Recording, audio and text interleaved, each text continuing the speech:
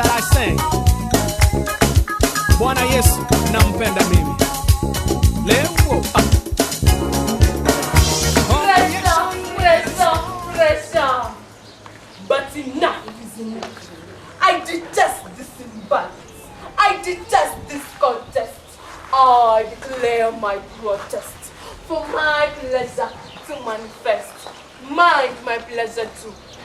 For I too accept your pressure.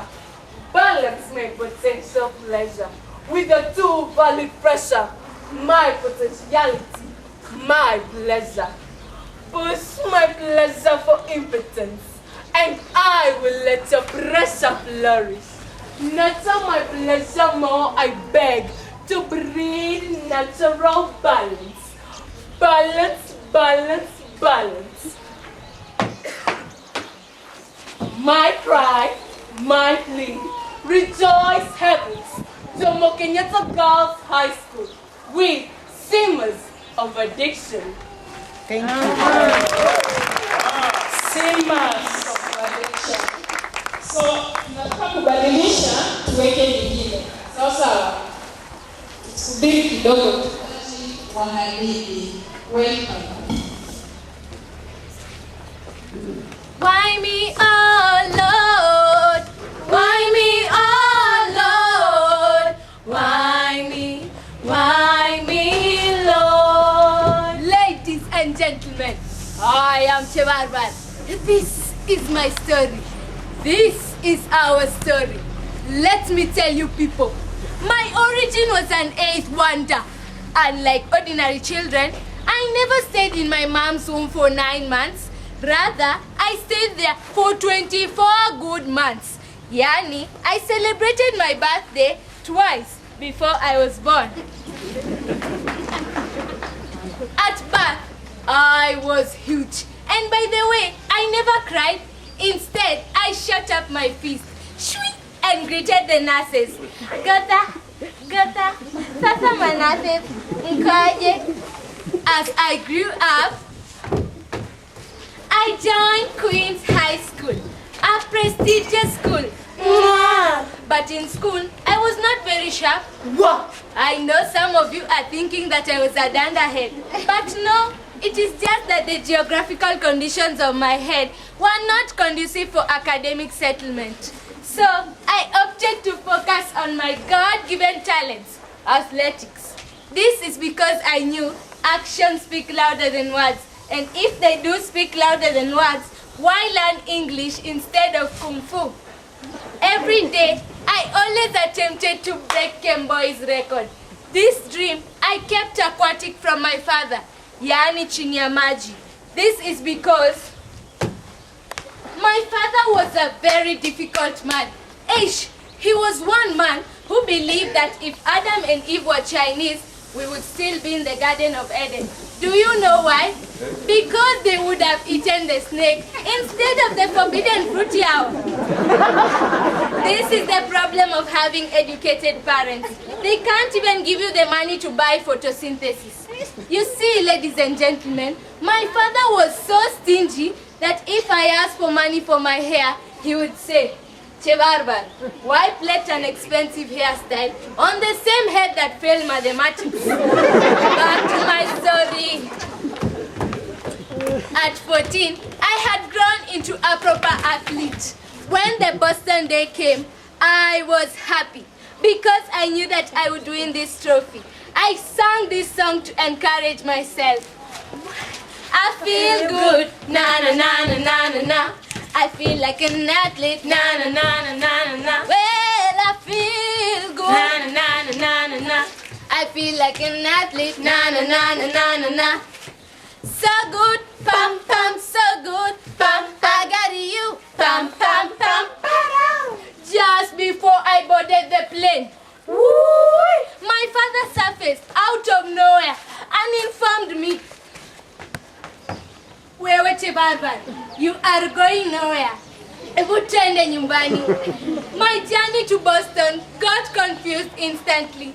I felt sad when I am down, and all my soul so weary. When we reached home, my father was still furious as to why I was focusing on athletics, yet his dream was to see me as a great actress.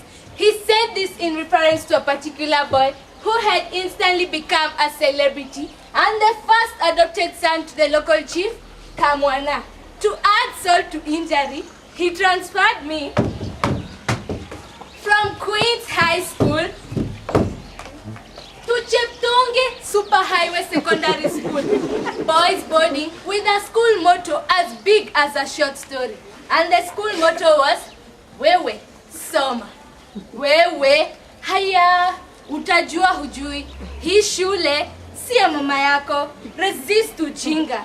Now, the big question was, 1. Why did my father transfer me to a boys' school and yet I am a girl? 2. Why would he purchase new costumes for me and yet he did not know the items to be presented by my new school? Anyway, when we arrived at my new school, the administration refused to admit me for obvious reasons. I was a girl and yet this was a boys' school. To make matters worse, it was just one day to the drama festivals. My father, being relentless, dragged me to the festival venue, Queen's High School, my former school, and insisted that they should register an item called curtain raiser. On the D-Day, an announcement was made by the martial laws. Next on stage is an item called curtain raiser. The stage is yours. I was freaking like a rained-on chicken as I took stage, waiting for the adjudicator's bell. Then, gilling, the adjudicator's bell rang. When the curtains opened, wah, a multitude was staring at me, just as you are staring at me.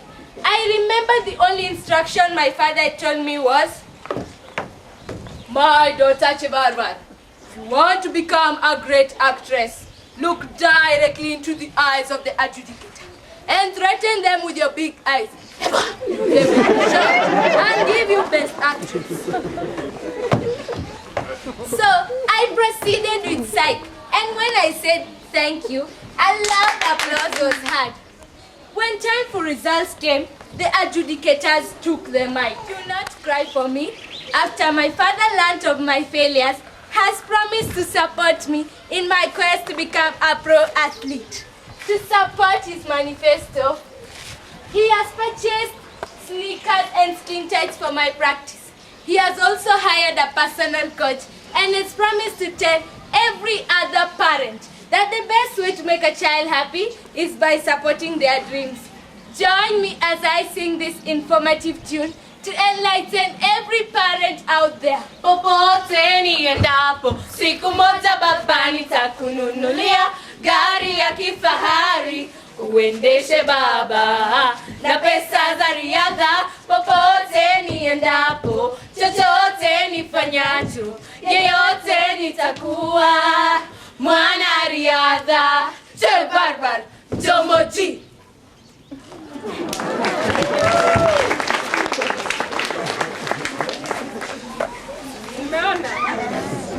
Umeona wazazi? So we have taught to support the dream, and we have said is to balance. Good education and talent. Thank you. Let's wapige makofi as you go back.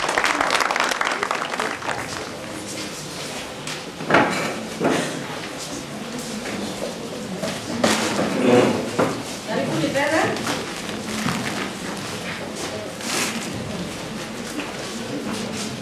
Tulia kidogo.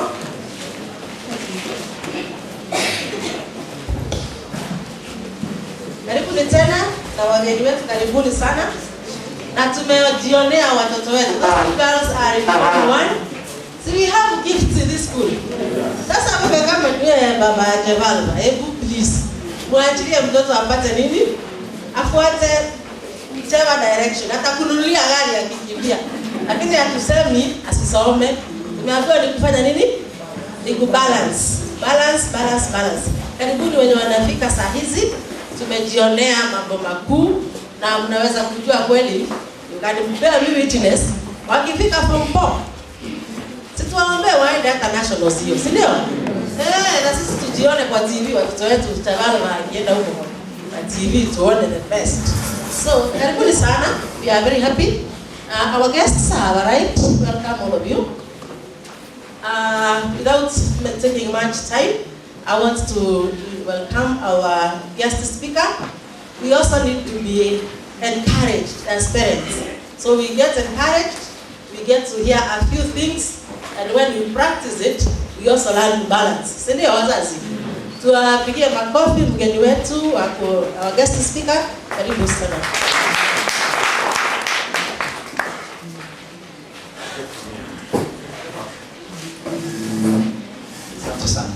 Please, wacha nichukue nafasi kushukuru Madam Principal pamoja na leaders wenye wako around, our teachers who are here, class teachers from 1, wazazi wetu wote.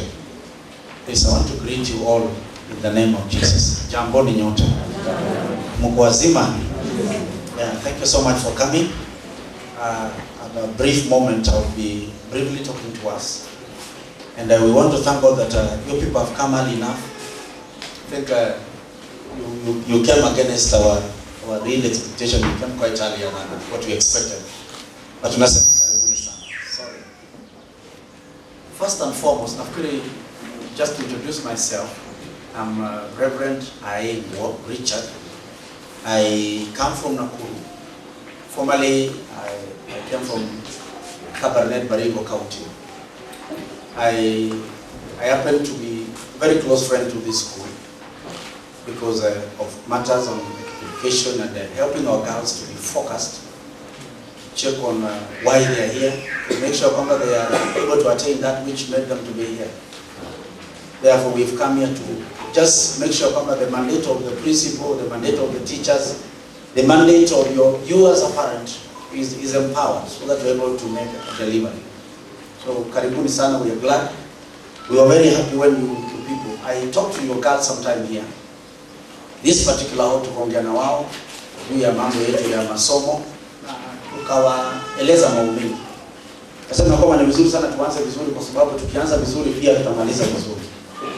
Very few minutes to both I'm also a counselor by profession for purpose of maybe other things. I've been a pastor now for the last about 20 years. I may look like one of 20 years or sometimes not. And so kwa muda mfupi tutashare briefly. There is I know most of us, all of us may not be really people who believe of encouraging, especially the men or the fathers. I allow me to submit a few things to us that the greatest asset in a girl, or the greatest person in a girl. Today, since we are talking about girls, you'll allow me to mention a few things. The greatest thing about these wonderful girls is basically the father.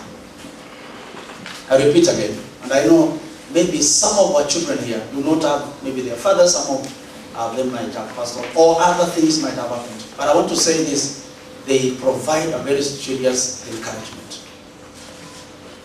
And now that you people have brought these girls here, we must do that which it takes for them to achieve their goals.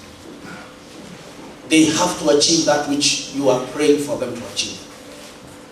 Na hakuna mzazi ambaye anaweza chukua mtoto mahali na expect huyo mtoto asifanye vizuri. Una expect huyo mtoto afanye nini? Wazazi jamani, tuko pamoja. Wafanye nini? My prayer for all of us who are here is that dream that you have. That dream that you have for your kids, and that child also has a dream. May we team up together so that we are able to make that particular girl achieve that dream. Repeat again, very important. I'm saying, huyo msichana, pamoja na wewe hapo mzazi, una maono ama una dream ndio nini sasa? Not asante. You have a dream for your child. And there is no dream, and I want to mention with a lot of seriousness. There is no way you can achieve a dream by yourself alone. You need some other people to help you achieve your dream. That dream that you have is such a great dream that needs other people so that that dream can be achieved. Therefore, every dream demands for a team. I come up again very slowly. Every dream demands a functioning team. Ninarudia tu mpaka nione watu wamesikiza vizuri. Na unajua sitaki niharakisha alafu mseme jamaa tu aliongea vitu. Nasema hivi, every dream, every what? Asanteni wazazi. Simtuongeleshane jamani. Every what? Demands a functioning, a healthy, competent team that is going to work towards helping that particular person have the realization of that dream. There is nothing disappointing in life than having a dream and without achieving it. There is nothing as so disappointing like having a big picture that you want to achieve and have in life without having the mechanism and the skills to achieve it. I want to ask you as parents, kabisa, you need best and the most modern skills so that our dreams of our girls, the dreams for our own houses and our families may be achieved. Every parent unaniangalia hapa leo, huyu mtoto wako si accident. Hata kama uko na mpango ya kumzaa, kwa maana kuna uwezekano. So sasa mnisaidia hapo. Kuna wakati mwingine uko anapangia huyu mtoto atokelezee na akatokelezea tu finally. Lakini it was by you, it was by default, but with God it was by design. Then you have a responsibility of putting up a team together. To bring up that child, to bring up that particular wonderful daughter of yours into a place of a great accomplishment in life. Because you have a responsibility to doing that. Am I talking to us? Yes. Every parent, you have no reason why you should forfeit your responsibility. And remember this, God decided to give you that child, not your neighbor. Wow, Jesus help me now. Nasema Mungu aliamua huyu mtoto asipatie jirani yako, ingawaje alikuwa na uwezo wa kuzaa. By the way, can I tell you something? It is only you who was qualified to give birth to that child. I repeat it again in the name of Jesus. Nobody else was ever qualified. Even if ulikuwa unataka zaliwa kwa Kenyatta's family, ama Moi's family, ama Ruto's family, angezaliwa ilikuwa ni wewe ndio mzae by force by fire. Na ni wewe ndio lazima umraise and you bring up a team together that is going to make that child realize her dreams. Remember, that child could be too small. I always realize the importance of a dream. But we are now here to interpret that dream. Amen. We are here to do what? To interpret him. Unajua mtoto akiwa mtoto ni mtoto. Na wakati mwingine anaweza cheza na maisha kwa sababu haelewi umaana wa maisha. Sisi ndio tumekutanika leo asubuhi ya leo. Tuseme tutainterpretia hii mtoto dream yake na tutahakikisha kwamba hii maono ako nayo na ndoto aliyo nayo. Lazima I realize. Let it be a surprise to that child at a later time. But let it not be a surprise to you. Arudia tena. Wazee, unisikiza hapo wazee. Unajua sisi wazee tunakanga sisi group. Tunangojea food. Process yenye food inachukua huko jikoni hatuelewani. Sasa tunapeleka makelele mengine ambayo making sense. Ugali inachukua muda, unasema hivi chakula hilo kwani hii chakula hilo iko? No, si chakula yao, bali ni chakula yako, lakini ni process ni mrefu. You will always be surprised when you are not involved in the process. I repeat it again in the name of. Are you hearing me wazazi? The reason why unasemanga Mungu atakubariki mpaka ushangae ni kwa maana hauko involved kwa process.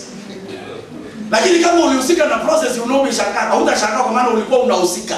Unajua the price you pay for that particular end to come. And therefore wazazi, nataka tusaidiane. Sisi ambao ni wazazi wa Jomo Kenyatta kazi, God has helped us to be in this school.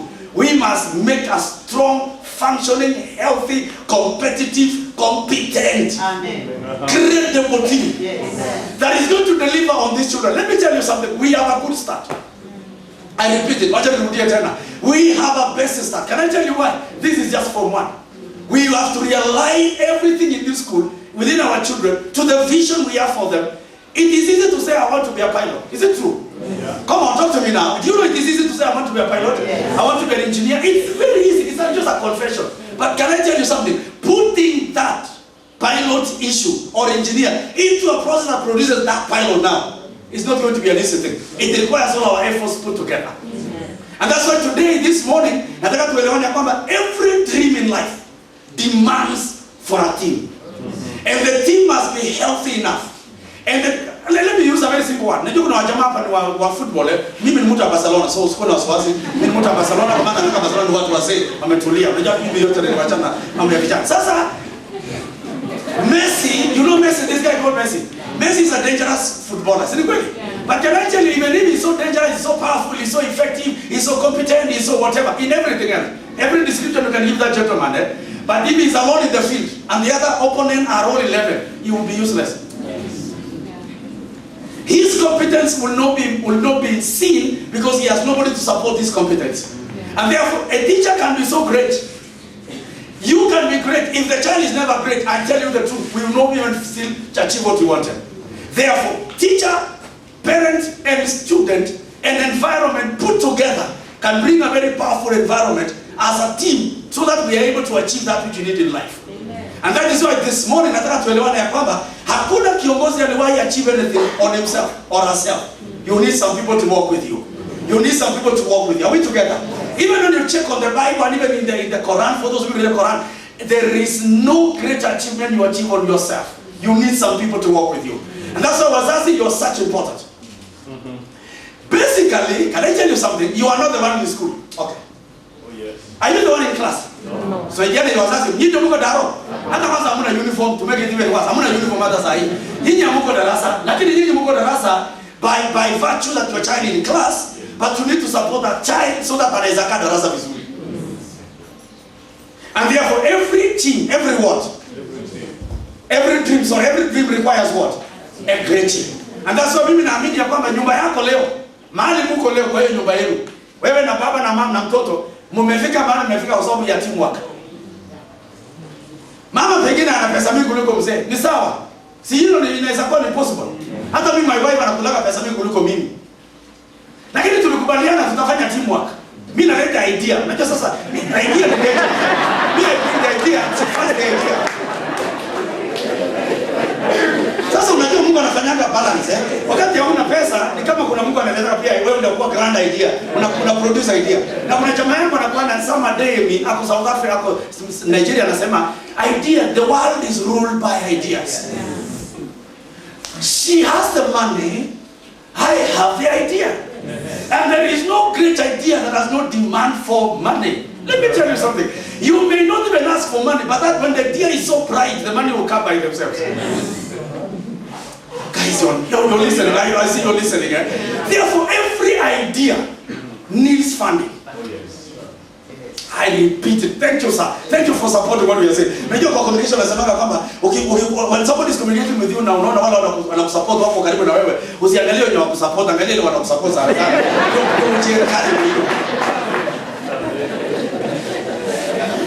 And that is why I discovered one thing. If we are gonna work as a team, we're gonna work as a what? As a team, these girls will all of them go to university. Please forget about the marks your girl came to here. There is a new life you're beginning here.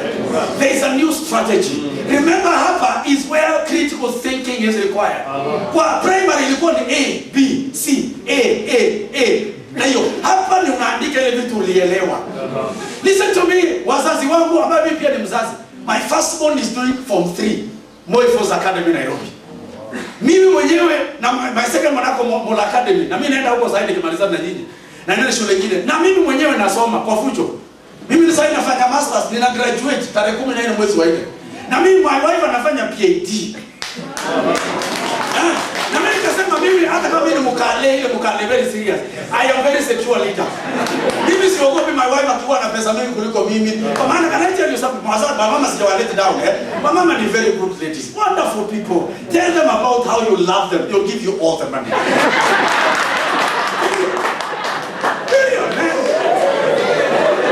That is why wamama tunaomba loan.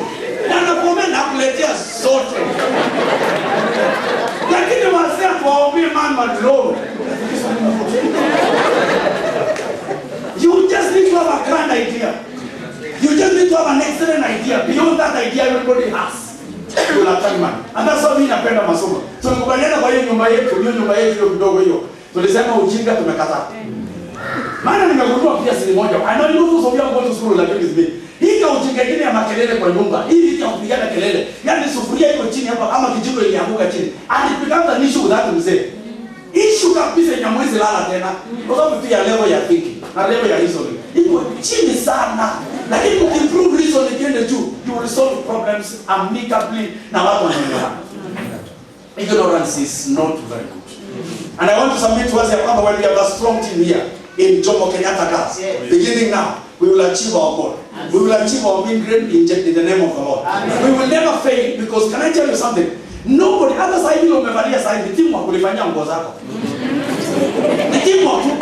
Unajua ile nguo umevaa mpaka sasa hivi. Unajua mpaka utatokelezea mtu. Na kama ungevaa nguo moja na utokelezea ungepata. Ukai tu moja ile moja na ukatokea ile ile. Timu rana wewe kiuni ndio children. Kuna lazima kuwa na timu. Tell your neighbor that it must be a good reason why you must work as a team. Even, can I tell you something? Ladies and gentlemen, listen to me. Every team needs intelligence. Every team needs unity. Every team needs people to appreciate one another. Let me tell you something. It is not that teachers are perfect men. And you are not even perfect yourself. But we appreciate who you are so that we can improve you. Let me repeat again. There is nobody who is important or who is perfect. But we can appreciate who already you are so that we can improve on you. I want to repeat this. You don't capitalize on the weakness and expect the weakness to diminish. Huwezi kuongelelea shida kila siku na uexpect shida ipungue. If you want ujinga ishe, ongelelea uerefu, then itapunguza ujinga. Chai ukiletewa na imejaa sukari. Si ati unaongelea hiyo sukari, unajaribu kutafuta kitu ambaye itapunguza bila kureduce chai yako level ya chai. Makosa bila tu yako okay sorry. You guys are not hearing me. Without punguzaing the size of the tea and the amount of tea, you will still take it without a lot of sugar, but you're still going to be satisfied. Life is about adding value. I repeat again. Life is about adding what? Listen to me. Hata kwa hiyo kanisa unaendaga, what is the value do you have? Hiyo kwaya unakuaga, hiyo kampuni unakuaga, hiyo nyumba unakuaga naye, umeongeza value ya nini? Mimi nimetangaza ya kwamba I must be valued. Nitakuwa naongezaka watu maisha na value yao so that I may be able to be a great leader because I add value to people's lives. Nataka kusema hii maneno machache because mimi nilimwambia Madam Principal kwamba mimi nitakuja tu very shortly. Na kwa sababu nyinyi ni watu wa nguvu sana, mimi ni watu listeners, sitaki nichukue muda mrefu. Listen to me, we have to build that team. We have to do what? Somebody say we must build that team. And listen to me, gossip never builds a team. Wacha niseme hiyo hata mwenye anataka kuhepa uchukue mtoto wako leo jioni, chukua mtoto. Nakwambia for free, gossip never builds a team. Never. It is talking positive. Talking about the greatness. Talking about the future. Painting a picture of great things ahead. You never build the future by looking at the back. Future is never built in the past.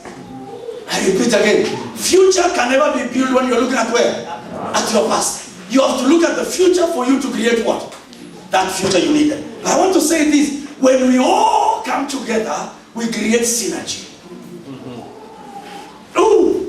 Mkono hii moja, huwezi fanya kitu serious. Tusaidiane tutumie tu very simple examples. Hii kidole moja huwezi fanya nini? You need how many? You need how many? Even? And then finally? And then unaunganisha na nini? Na kwa 10. You will do something great. We need you. You need me. You need her. We need one another for us to do something tangible in this life. Tuko pamoja jamani? Tunahitaji sisi wote tukutane pamoja ili tufanye kitu ya maana. Listen to this because this will be of great thing. You have to raise the standard. You have to raise what? Remember, this is not... Okay, please, allow me to say this, but I'm not despising small things. But listen to me. You will begin to grow small things if you think small. Wow. I know you don't want to say amen, you don't want to say, but I want to repeat it. You don't grow big things using small strategies. Haya. Wasome mnisaidia hapa. Hauwezi kutumia strategies ndogo peanuts kidogo and you expect to have something great. You must devise great strategies for great achievements. Juzi nimeriski kitu serious. Sasa niwaambie nini? Hiyo kitu ni dangerous. Nika risk, ni ama risk taker. Mimi siogopagi kufia mbele, kufia mbele. Ikichamuka ichamukie mbele. Kwanza mimi napendaga falling forward, kuanguka kama umecover distance.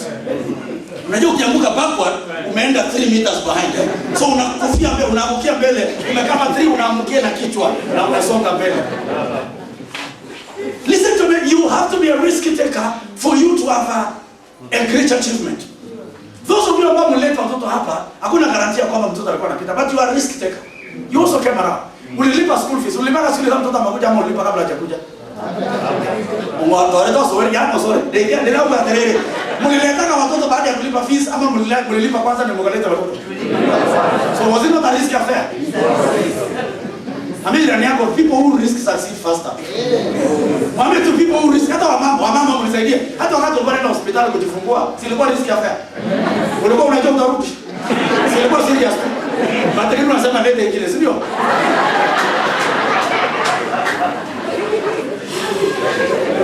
Ambia, gani tu jirani yako, mwambie jirani yako tafadhali, learn to risk. Hapana kwa undertaker, mwambie undertaker, acha na mko undertaker. Don't be undertaker. People who have done great business are risk takers. They invest 100,000 inachomeka yote na anarudi tena. Ana invest 1 million inachemuka yote, biashara hiyo inafungwa, anarudi tena. Jamaa anagonga hiyo kitu mpaka maji tokeleze. I want to tell you something, we are here for the next 4 years. Hatutoi mtoto hapa. Hatutoi na kwa ukweli.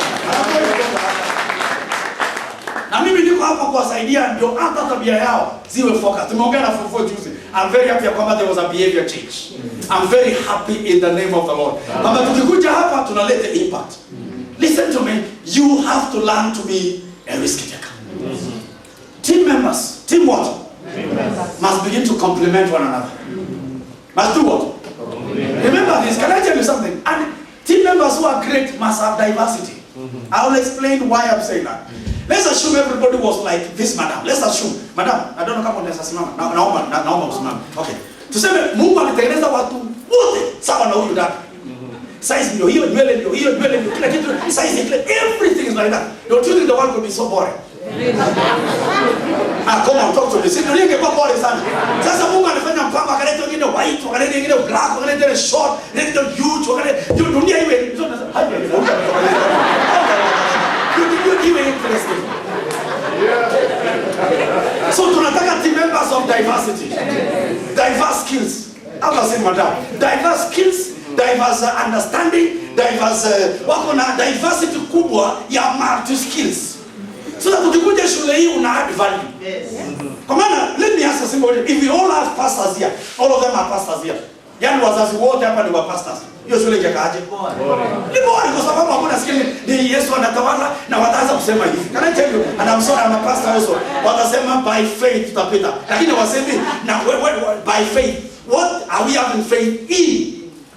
We must have faith on something we were involved in, and then we ask God to give us remembrance power, sharpness. God doesn't bless laziness. God doesn't do what? Kama tungekuwa na wafanya biashara pekee kwa hii shule, wangekuwa na shida hata kulipa. Unajua kama kuna watu wajui kutoa pesa very seriously. You know, 100 shillings with a businessman is actually serious, eh? Sasa ndio unaona kwa wanaenda mchango sana, wanaenda fundraising kwa sababu wanaamini kwamba 1000 shillings kupeana. Unless I'm also delivered by the Lord. So I want to ask you, when we come together, we improve in terms of diversity, then we improve skills in this one. But I want to almost finish by a few things. I have a few minutes, like 10 minutes, then I'm done, you guys. So don't worry, we are not going to keep you here. Now, expect ya kwamba kutakuwa na development, not enveloping. Unajua kuna tofauti ya developing and who doing what? Enveloping. Well, very many people have been enveloped today because we never had anybody who is a team member who can develop you. Nitarudia kwa principle. Hey, unajua kulikuwa na wakati ulikuwa mshamba sana. Okay. Mnisaidia. Unajua kuna wakati ulikuwa mshamba sana. Haujui kuvalia, unavaa kama Christmas tree. Unakumbuka hiyo namna hiyo? Unavaa nguo nyingine hata ukichanganya haiambataniki pamoja. Lakini ukawa na members, team members wakakuchanua. Wakakwambia tunavaa hivi, tunatembea namna hii. Kuna wakati ulikuwa hujui hata kutembea, lakini ukatembea na watu ambao wanajua kutembea, na pia ukajua kutembea. Team members unveil who you are. Number 2, team members help you to understand your potential. Amen. Hey! You know, I never knew that I was what I am until some people told me. Sasa mbona unataka kusikia maneno jamani? Nimesema kuna watu wajuaje hao ni great until some people tell them you are what? Because number 2, jamani, how can you tell yourself you're great and while you're seriously failing in many times? So somebody else alikwambia you're beautiful. That's why wasichana wadada wetu ukiambiwa you're beautiful, it's like unashaka, "Eh? You mean I'm beautiful?" Yani unashaka kana kwamba uko umejiangalia kwa kioo asubuhi, kama uko Others always tell you how great you are. They unveil who you are. And then we need to appreciate one another. Are we together? Yes. And then team members wanna support. Wanna support nini? Cooperation. Now, let me show something here. Let's Madam Principal. Okay, going forward, I know all these people have finished the school fees. Na kuna watu ambao okay. Okay. Si hao wamelipa wote school fees. Yeah, hata juzi tulienda shule yetu tukaambiwa sisi tumelipa yote. But staff inaongezeka pili na kujaga baadaye, lakini we want to believe kwamba that will not be a matter here. Did you know ya kwamba your strength is not your neighbor's strength? Talk to us please. Do you know ya kwamba your competence may not be someone's competence? Yes. And you need him so that and her so that you can be complete. Wow. Do you know there is a man who was never a man until he got married? You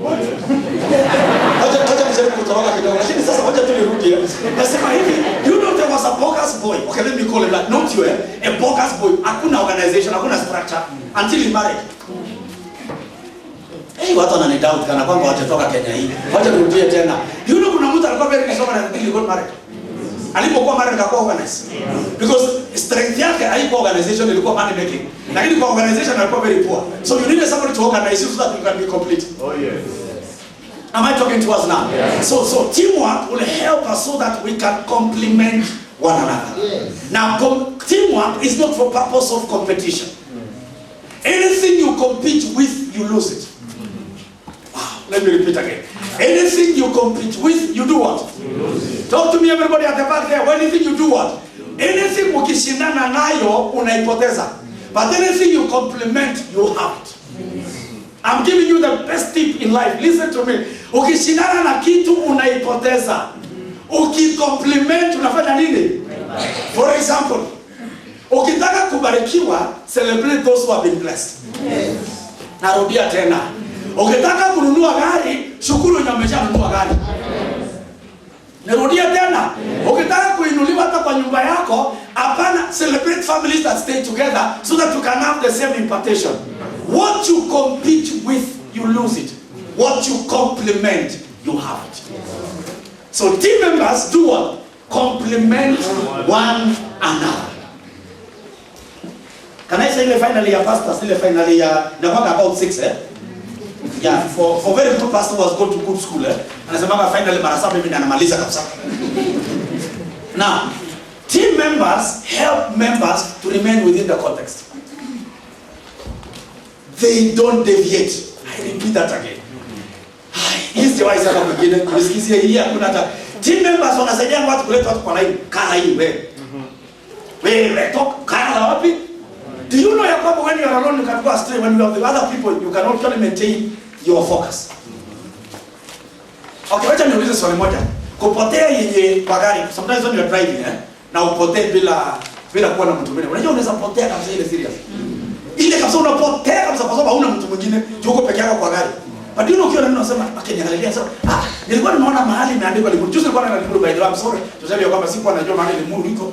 So nimeenda Nairobi mara nyingi sana lakini sijawahi jua kumbe Limuru kwa sababu nilikuwa ninataimia mbele huko. So tumeenda na dada mwingine tumeenda kwa gari. Tunapiga story. Tunaenda tumepita ile zile. Unajua vile umeingia dual carriage.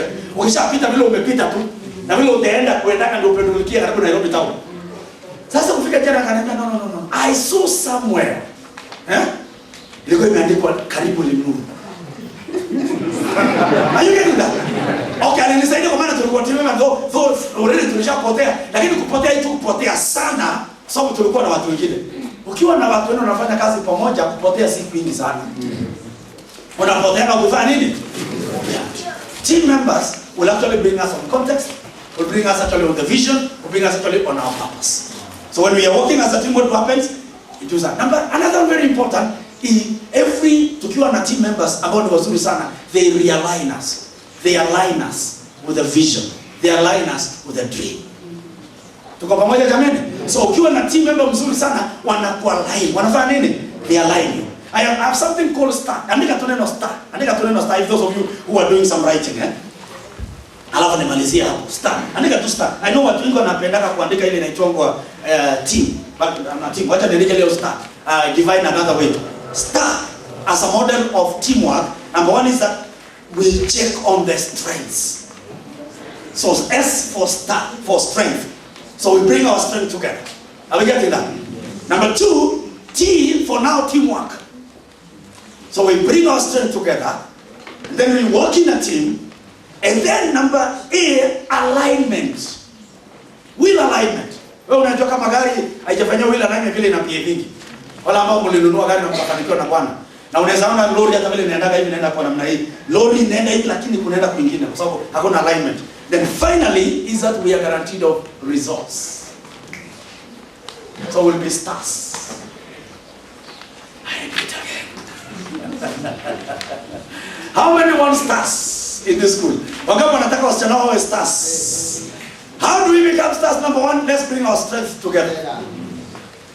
Every strength you have, please bring it on board. We will admit it on board. Every strength you have in terms of academia, in terms of counseling, in terms of advice, in terms of everything, please bring it together. Bring your strength. Number two, please let's work as a team. Let's work as a what? A team. Number three, please let us do an alignment. Tafadhali, kama ulituma msichana wako hapa kuja sumbue wengine, tutamfanyia alignment. Haya, wacha nirudie tena. Na sisi tunaomba Mungu kwamba wasichana wetu watakuwa wasichana wa nguvu. They will not be involved in relationships. We are praying for them and we are counseling them. I'm a professional counselor. Tutawaongelesha. Juzi tumeongea vitu ambavyo nyinyi wazazi hamwezi ongea. Vitu serious. Yenye mwalimu mmoja tulikuwa naye sio kama hapo kwa hii meeting, lakini acha nisimwangalie. Tuliongea mpaka mwalimu akatoka nje akasema acha ni breathe in and breathe out kwa hiyo kwanza. Maana tuliongea reality. Can I tell you something? Our girls know so much than you. Hey, our girls know so much than you. Kwa hivyo hakuna hata mambo ya kutumia proverbs for children. So tukiwa na wao tunawaambia plain truth ili wawe delivered. And when they become delivered, the parent is the success in the end yanasherekea. Tunaombea wazazi watoto wetu, they will not be pregnant in school because there will be no even relationship in the first place. And they will not be involved in drugs. Now let's go back to our star. Let's go back to what? How many wants to have stars in this school? So wewe umeinvest kwa msichana. By the way, can I tell you parents who are here? Ni wasichana ndio wanakuwa na shauku ya kwenda kwao. Wanaume, mniangalie kwa capital letters. Ninyi mkishaoa story ya kwenda kwenu ilisha. You are a neighbor to your father, but you have never gone to that house for the last 1 year. But wasichana, atakio shosho. Nasema ndio kodie kuito. Uko Nyeri, ndio kodie Nyeri. Mama tu ni mzee lakini anataka kwenda Nyeri. Hakuna hata mtu wako huko because these people have an attachment with the home. If you want grand visitation in the future and you don't get bored in your old age, educate a girl. Sawa? Tutakwenda kusema amen. Wacha nirudie tena. Hawa ndio watakufanyia shopping. Kijana atakuwa neighbor yako na hata kutembelea. Lakini msichana ataishi Mombasani ama Australia atakutembelea. Girls are more concerned. They are wako na shauku. Please, your star. Number one, again, strength. Number two, teamwork. Number three, alignment. Number ya mwisho, results. Do we need results here? Yes. Do we need S? Yes. Hata kama itakuwa ni Matiang's times 14 exam. Yani Matiang times 14 itakuwa more serious. We will still perform. Amen. Matiang plus. Unajua kuna malaria plus. Kama nimepotea. Kuna malaria plus ile ni serious kabisa. Hata kama hiyo exam wasichana watafanya itakuwa ni plus. Yani strictness level itakuwa very high. We will still plus. Tapita kwa maana sisi ni stars. I want to say something very finally. Let us embrace the star model of leadership, and working as a team will produce good results. I wish you all the best, men, ladies and gentlemen, for having listened to me and having known ya kwamba the investment you can never have. By the way, hii investment tulifanyaga ya kujenga manyumba, it's not transferable. Investment ambayo ni transferable ni kamoja peke yake. Investment inaitwa education. Kuna mtu hapo na shamba sahi Bartolimo hapo na mashamba Marineto Msalama, lakini hapo anaishi peke yake hapa. Kuna mtu hapo na shamba Nyeri, kuna mtu hapo na shamba Laikipia, lakini hana shamba hapa. Lakini ukiwa na shamba lingine iko hapa, unahamia kila mahali na uko na title deed kwa hapa. Let us engage our girls, let's move with them now. God bless you so much. Thank you very much. Tupigie Umbiri kansela makofi mazuri. Asante sana, tumeshukuru sana. Sijui kama hata tukimaliza mkutano hapa, sisi tutaenda nyumbani tukibarikiwa. Tutasema tumebarikiwa. Thank you very much, and I hope you are not going to forget what you have been told. Wakati walikuwa hapa walifika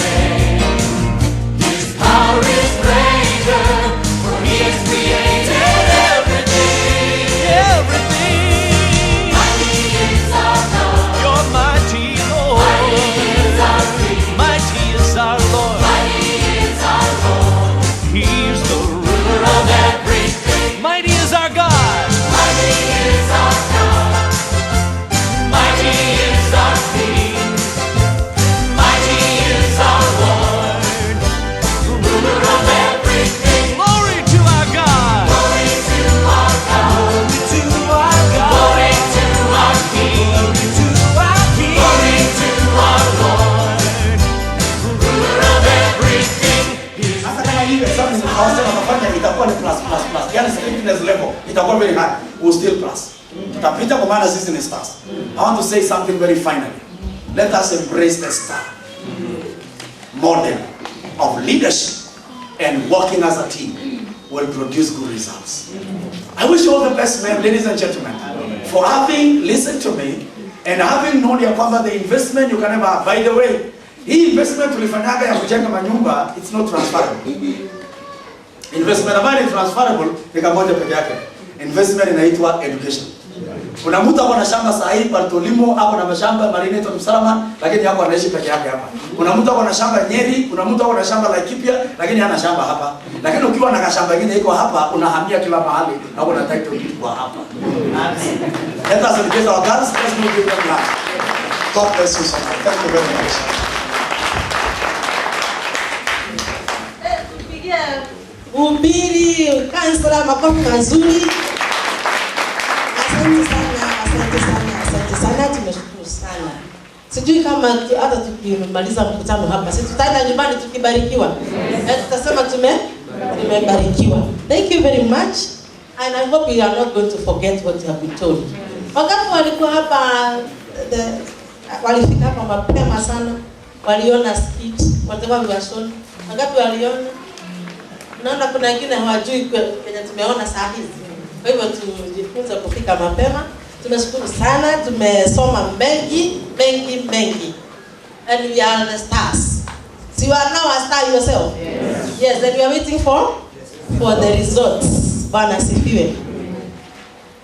Sasa tumefika wakati wa speeches, ukiangalia your program. Na tutaendelea vizuri, hatutachukua muda sana. na tutaanza na class teachers. Haijaandikwa kwako because it was skipped. Lakini tutaanza na class teachers, mimi being one of them.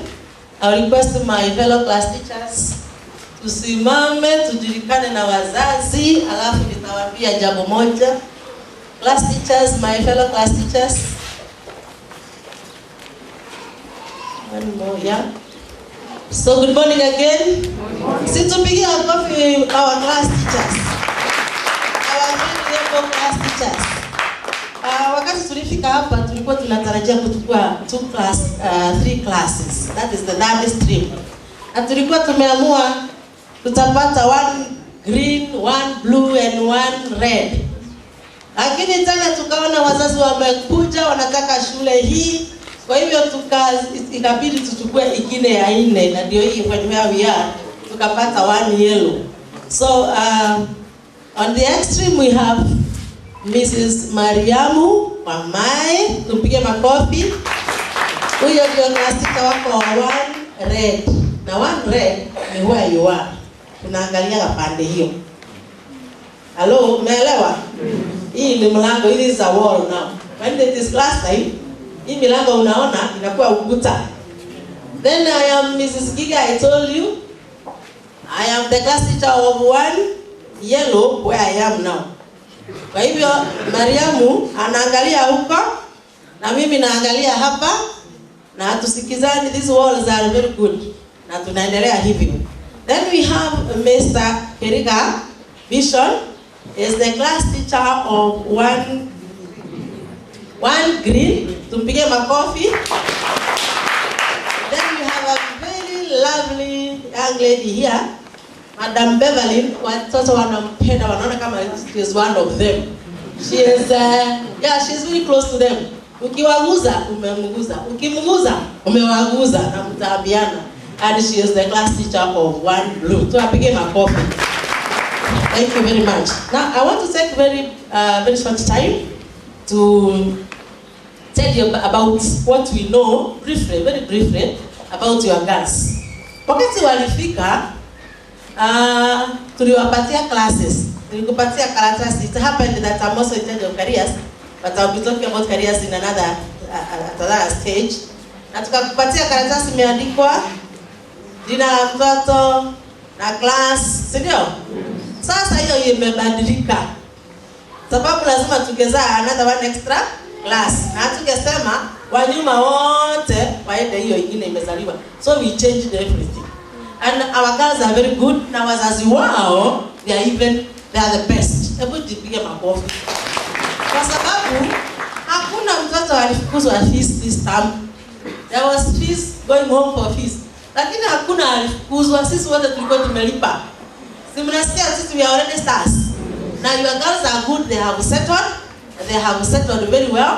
There are quite many, and you know when you have numbers, it may be difficult for them to be accommodated. But our girls have settled so fast. They understand the program. They are moving on well, and right now we don't have any issues. We have done the first exam and they started very highly. So with that kind of beginning, we expect to go very, very far. So I think we are on the right track. So I also want to tell you a very brief story, which I always tell the parents when they come. And this is a very short story of niongea na Kiswahili ndio sisi wote tushike, si ndio? Kulikuwa na mzungu mmoja alienda kutembea Afrika moja, lakini si Afrika hii. Alipofika hiyo Afrika, si hapa kwetu, akakuta watu wa huko wanakaa kwa bush na hawavagi nguo hata moja. Lakini walikuwa sawa kwa sababu kwao kulikuwa huko. Unaelewa? Bwana asifiwe? Amen. Haya sasa yeye mzungu ndiye aliona aibu kuona watu wakiwa uchi. Lakini watu hawakuwa na aibu sababu huko ni kwa mzungu akashindwa kukana wao. Akasema sababu najua kuna nguo na kuna maana ya nguo. Wacha niwapatie hawa watu nguo. Sasa kwa sababu hawajaona nguo, hata wakipewa nguo hawangejua inavaliwa aje. Unaelewa?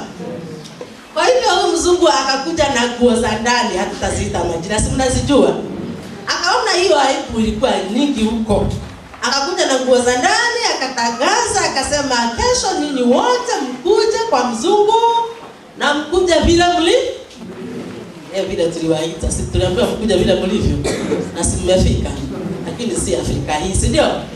Akakuja akaambia, mnaona ninyi vile mnakaa si vizuri sana kwa sababu mama, mtoto, kijana wote mnaangaliana na si vizuri. Kwa hivyo wacha niwaonyeshe vile tunafunika uchi. Akawapatia nguo za ndani na akawafundisha kufanya nini? Kuvaa. Na kila mtu akapewa nguo kulingana na kama alikuwa mwanaume na mama, si ndio? Na wakavaa. Wakati walikuwa wanaenda nyumbani, walikuwa wamefurahi. Kwa nini? Sasa hata unajua hata wewe ukipewa kitu mpya vile unasikia vizuri, si ndio? Walikuwa wanafurahi. Sasa kuna watu wenye hakusikia hiyo mwito. Kwa hivyo wanakutana na wao wanauliza, ni nini? Wanasema kwa nini hamkuja? Hatukujua, ama tulienda shamba, ama tulifanya nini? Lakini wakaambiwa na kesho msikose kufanya nini? Kukuja. Kwa hivyo kesho wote walikuwa wakakuja. Wengine hawakukuwa nao wakakuja. Lakini wengine walikuja wakakataa kukuja. Unaelewa sasa? Kesho yake mzungu akawafundisha kuvaa longi. Wazee wakapewa longi, wamama wakapewa skirts. Na wakaonyeshwa vile inavaliwa sababu hapo wameiona. Kwa hivyo wakaonyeshwa sasa kutoka leo mvae hivyo. Wakaenda nyumbani, wamama marinda, wazee wako na trouser, alafu wakakutana na wenzao. Wakakutana na wenzao wenye hawajakuja siku ya kwanza na ya pili. Wakauliza ni nini? Akasema nyinyi hamkukuja, sisi tulipewa na tukaambiwa tuvae. Sasa siku ya tatu akaambiwa na mrudi. Sasa kuna mtu mwenye siku ya mwisho sasa tutakula pamoja. Wazungu na Waafrika watakula pamoja sababu sasa wako na nguvu. Haya wakaitwa wote. Sasa kuna watu walisikia mzungu kuna kula. Wakasema hiyo mimi nitaenda. Nataka uone mtu hakukuja hata siku moja, amekuja. Amekaa aje? Kuna mtu alikuja siku ya kwanza peke yake, amekuja kwa meza ya mzungu, anakaa aje? Kuna mtu alikuja siku ya mwisho, amevaa nini? Ako na skirt, ako na trouser, na amevaa nini? Na amekuja kuku. Sasa hiyo ilikuwa drama ile kubwa sana.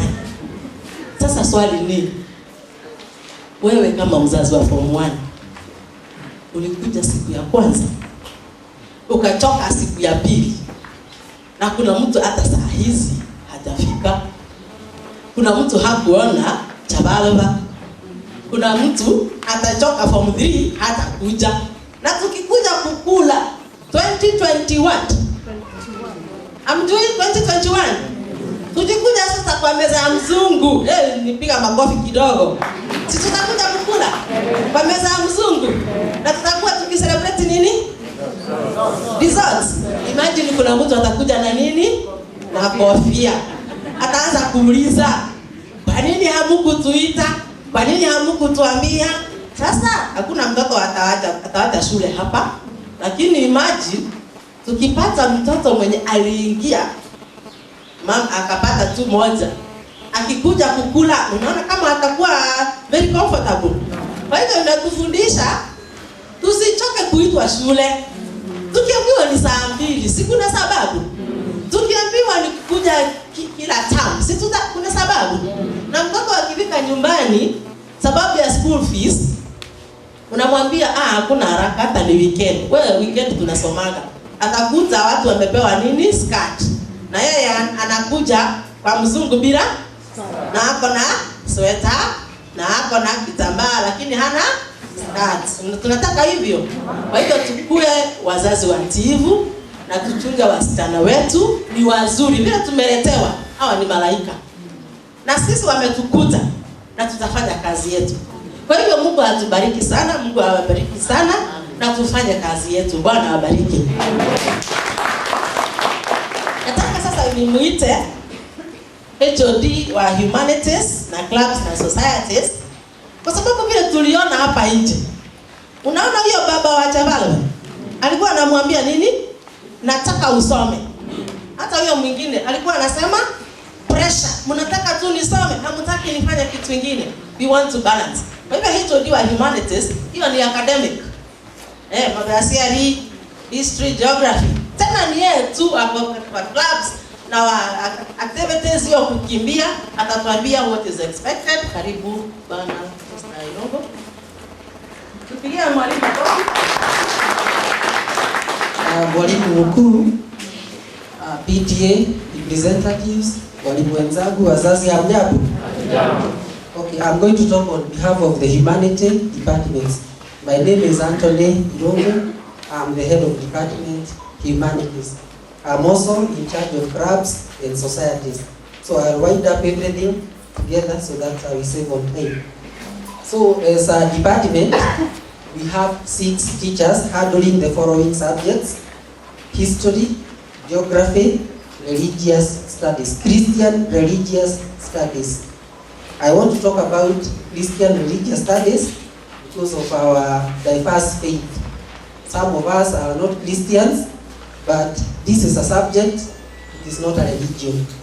So the students who learn this subject are examined like any other subject. And the faith they hold is never invoked. So they are never told to convert. So let's get that one clearly. And this department is doing well. So we can comfortably say that our subjects are not difficult to your students.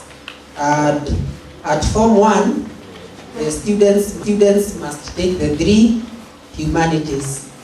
But in Form 2, they drop 1 or both, depending on 2 subjects, depending on their combination. But Christian religious education is compulsory all the way up to Form 4. And there is a reason for that, to ensure, because it is relatively a simple or easier subject to handle, it boosts their performance. So that's why it is made compulsory, so that at least all of them can have an advantage. Over with my subjects. The next area I want to talk about is on clubs and also societies. Other than teaching, our girls engage in activities which help them learn to appreciate one another and also help nurture their talents. Many of our, actually not many, but all of us have talents. The difference is we have not nurtured them, or we have not even realized that we have the talent. So for that reason, we encourage our girls to join at least one club and at least one society. So in our school, we have 11 clubs and we have 4 societies. Now, the societies are basically religious societies. And we have the following: SDA, the Seventh-day Adventists; the YCS, those are the Catholics; the CU, the other Protestants; and finally the Muslims. So they are given time to nurture also their religious faith through the societies. And it is compulsory that every student must belong to one society. So we don't expect a student to be a CU today, tomorrow Catholic, the other day a Muslim. They must stick to one. And I'm saying so because of the SDA. At admission, students actually are very faithful. They tell us their faith. But along the way, they realize that the SDAs are given their day on Saturday. And because they also want to have that free time, they now come and tell us that they have converted to SDA. So, for that reason, we shall not encourage them to change their faith. And I believe you are the parent, na nini ndiye mnajua faith yenu na faith ya Sundays. Probably some of you have contributed money for the same. However, I want you to note this. Every time your daughter come to ask for money, please ensure that they come with a letter from the school authorizing them to ask that money from you. The figures will be indicated in that letter, but there is also the aspect of the pocket money, and I would encourage that you also limit what you give, because we shall provide them with food during that day, packed food of course. And if they want to buy maybe a sweet here and a mango there, it is okay, lakini usimpatie pesa nyingi, ile pocket money ndio mingi kuliko ile pesa imeitishwa kwa the club for that tour. I hope you are understanding one another. Yes. So take note of that. Then isikue kila wakati ako kwa hii tour, ako kwa ile, limit also the number of tours. Our daughters are here to study, but we also encourage them to travel. But isikue traveling is the most important thing than the studies. So isikue anapiga trips mara 2, 3, 4, 5, 6. Actually, at some point when we note that they are not doing the right thing, as a department, we ban some of them from making those unnecessary tours, because we feel that is a waste of their time and also your resources, which is money. So support us there. Let it be maximum equal per term. And in fact, for clubs, we encourage only 1 tour per year, external tour. However, there are those other local ones like walking and all that. Those ones may be accepted depending on circumstances, but not more than 1 tour for 1 club per year. The societies, we allow them not more than 3 tours per year. These are the religious groups. So we have that provision. And it is also not a must that all of them have to go. Because you can imagine now, our parents in Form 1, how many daughters we have in Form 1, or the enrollment, 270 something. And a bus can only accommodate 60 at a time. So that's why it's not everybody who has to go. So I hope I'm very clear on that also. And let us encourage one another, let us encourage our daughters. They are very good, they are promising. So we support them, we nurture their talents, and we also counsel them where we find them going wrong. So that at the end of the day, we shall all celebrate. Thank you so much. Asante. Asante sana Mr. Iroko. Ametuambia mambo mengi. Na tukisikiza na kutende, I think we are going to make a very strong team. I want to call upon the HOD Sciences, the department, the HOD Sciences, Mr. Sang. Tukipigia makofi atuelezee na yeye what they do.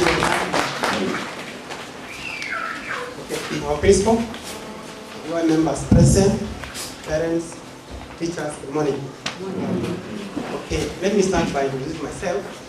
I am Jasan Senior. Currently, I'm the HOD and I teach physics.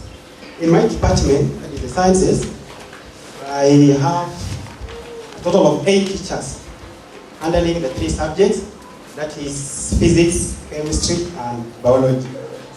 And I want to say this. In Form 1, the students are taking all the 3 subjects. In Form 1. Then now in Form 2 second term, they will select. At the end of it all, we are going to have students taking 3 subjects or at least 2, depending on how they are selected.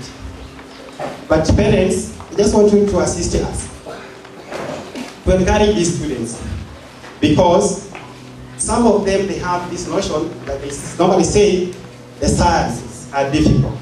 But sincerely speaking, they are not difficult. They have that notion, that mentality that I'm not going to take physics because in 1 or 2 reasons it is difficult for me. But in short, it is not true. Let us assist one another, let us encourage them to do that, at least 2 or 3 sciences. Because we know that the science subjects are key to many career opportunities in future. Is that true? Yeah, it is true. Because many courses require sciences. And in these sciences, apart from the theory part, we also have practicals. We're happy because in our school, we have 2 labs where our students are taking their practicals. Each and every lesson, if it has a practical, the teachers, they normally do their practical together with the students in the lab. We are happy to have that large number of Form 1s because most of them will decide to take 3 subjects. I'm saying this because I've seen an improvement in the number of students or girls taking physics. Let me quote last year. Last year, our Form 4, those who selected physics, they were 49. Now, the current Form 4 this year, we have a total of 57 taking physics. Our Form 3, they are now 63. So we are seeing the number is increasing. So let us continue to encourage these girls to do physics. We want to see the number going up. Because our Form 2, they will select next time. So I believe again, we are going to register a greater number.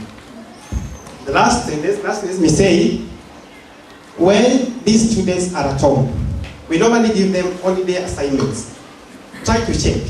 Ask them, let me see your biology assignment. Let me see your chemistry assignment. Let me see your physics assignment. You can also ask them, let me see your notes for the physics, for the biology, for the chemistry. In that way, now she will see that my parent is following at me. At that point, I believe when they come back to school, at least now they will see that our parents are really want us to do these subjects. Thank you so much, and may God bless you.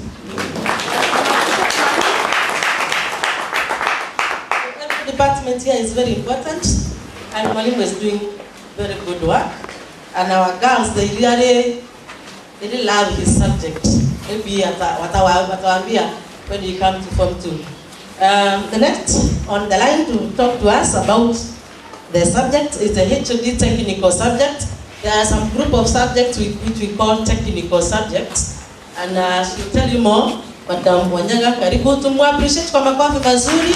Mwalimu mzuri sana, she's so concerned. Karibu. Hamjambo wazazi. Naitwa Florence Wanyaga. HOD technicals na technical subjects. Mkikumbuka saa ile mlileta watoto na mahali mlikuwa mnachagua. Kulikuwa home science, agriculture, computer studies na business studies. Hizo ndizo tumegroup pamoja, tunaziita technicals. So in one category, your child will do either computer, agriculture, home science na business. Kwa hivyo zile tatu hawezi kuwa kwa computer, awe kwa agriculture na awe kwa home science. Tulikuwa na shida kidogo saa ile walikuja wengi. Kwa sababu kwa computer, sijui kama mmeshatembea huko ama mtatembea, utaona computer lab si kubwa, ni room moja kama hii. Ukitembea hivi mtaona home science nayo si kubwa, kwa sababu moja ndio kitchen yetu, kuna meza kubwa, hiyo ingine tunatumia kushona na kuserve chakula. Kwa hivyo tukichukua darasa moja, tunachukua 30 students in Form 1. However, when the numbers grew to 4 classes, we doubled the number. Tukachukua 60 of them. Na kuna wale tulifungia. Wengine walilia, I was sad about it. But I encourage them that if you want to do a skill that is related to any of them, you can still pick it later somewhere in life, isn't it? Yes, kwa sababu sasa sisi tulikuwa shule, hakukuwa computer, lakini siku hizi tuna deal nazo, si ndio? Tumeenda tumesoma, unaguza hii na ile, wenye wanataka kuwa designers, wameenda huku kwa kushona, kwa kupika. We are encouraging them because technical subjects, we cannot do without them out there in life. Kama sasa kumenyesha kila mtu anafikiria mambo ya kulima, si ndio? Those skills that we teach agriculture will help us as a country for food security. Those skills that we are teaching them in home science, we will teach them about health. How to take care of our children, how to take care of ourselves, personal, environmental hygiene, kila kitu, hata magonjwa. Na wale watu wako na maana. Wanaweza hata anza business. Because most of those technical subjects, kila moja yake, you can run an income generating project even at home. anaweza shona, anaweza pika, anaweza fanya mambo mingi na siajiriwe na mtu. So support them with what you say, how you encourage them. We are happy that they are part of our school program. When we go to computer still, computer ndio kama inatuendesha maishani sahihi. Hata hiyo simu uko nayo, unalipa something from where you are seated. That is computer technology. We are teaching them also that even those who do not succeed going to computer, they can still pick it and benefit and run the show. I am a home science student, but I love doing computer, a lot of it. I can run my show, you see, the computer subject. Business studies, tunafundishiwa na Madam Gige na wengine wawili, hiyo ni mambo ya pesa. Hata mwenye ataki biashara, you can't do without knowledge in money, isn't it? Yes. And resources, shamba, nyumba kama hii, unaweza kodesha upate pesa.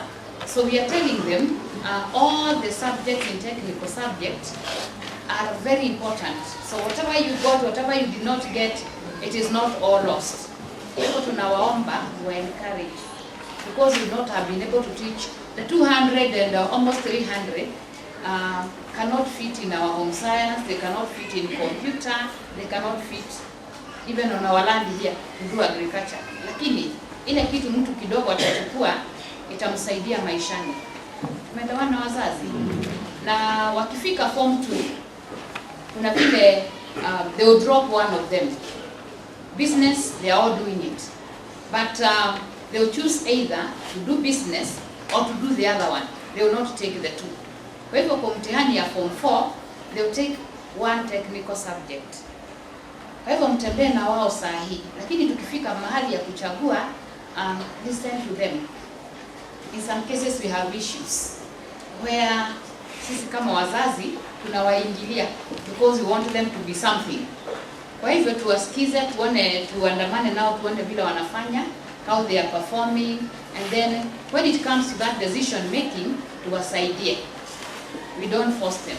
Don't force a girl to do home science because you want her to do some tailoring. So unaona hana skills zingine. Tumeambiwa na mhubiri hapa, kila mtu ako na strength yake, isn't it? Yes, we support that strength in our child. We support that little that she has, so that she can become something. We can celebrate the results. We all have something to offer. Na tukiendelea kama saa hii, mtakuta wamefanya mitihani. They did those first exams. I don't know whether that's what you are looking at. You may like what you are seeing, you may not like what you are seeing. But we are saying this, and encourage them. Find out, look at the papers we gave them, work with them. They are not used to our systems. Like the ones I mark for in home science, they will tell you a lot. I'll mark their grammar.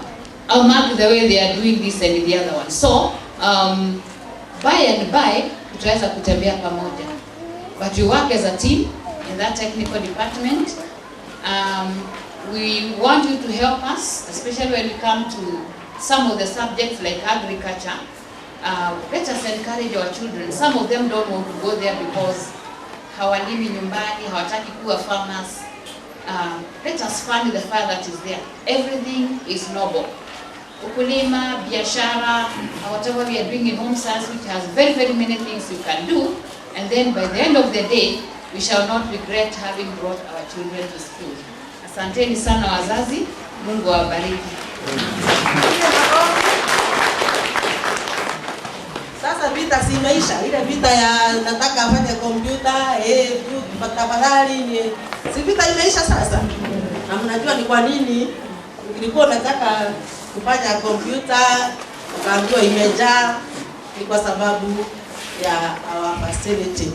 Na tumeendelea vizuri, wenye wanaingia karibuni sana. Sasa nataka kuita mwalimu mwenye ako karibu sana na watoto wetu. Kwa sababu ni department inaitwa ya guidance and counseling. Na shida zingine ni za ukweli ni kubwa, lakini tusida zingine they are only big for the child. Na wakiongea wana discover kumbe haikuwa shida. So watoto wetu wako mikononi mzuri. We have teacher counselors and I want to call upon the HOD guidance and counseling na the same she's in charge of languages, atuelezee about the two departments. Karibu. Asante sana. Hamjambo wanafunzi? Hamjambo wazazi? Mimi mwalimu wa Kiswahili nafunza wanafunzi, ndiposa nikasema hamjambo wanafunzi. Lakini hata sisi katika maisha, sisi bado ni wanafunzi na uhakika umejifunza mengi sana, au sio? Kwa hivyo hata mimi bado ni mwanafunzi, naendelea kujifunza mengi. Naitwa Bi Waroiro au Rahab Waroiro, na mimi ni mkuu wa idara ya lugha, na kuna lugha mbili ambazo zinafundishwa katika shule za upili, shule ya upili ya Jomo Kenyatta. Lugha hizi ni Kiswahili na Kiingereza. Mimi ni mwalimu wa Kiswahili lakini bado nasimamia lugha ya Kiingereza. Kwa hivyo katika mtihani wetu wa kitaifa lazima mwanafunzi atafanya karatasi ya Kiingereza na pia ya Kiswahili.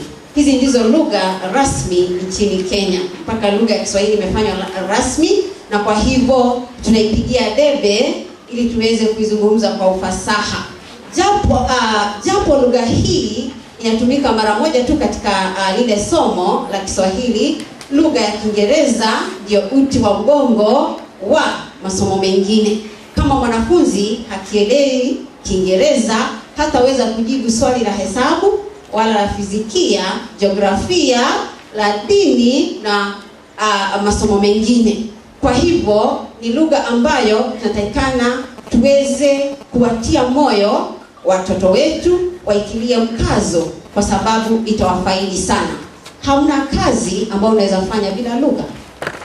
Utatumia lugha ya Kiingereza, Kiswahili au lugha yako ya kwanza.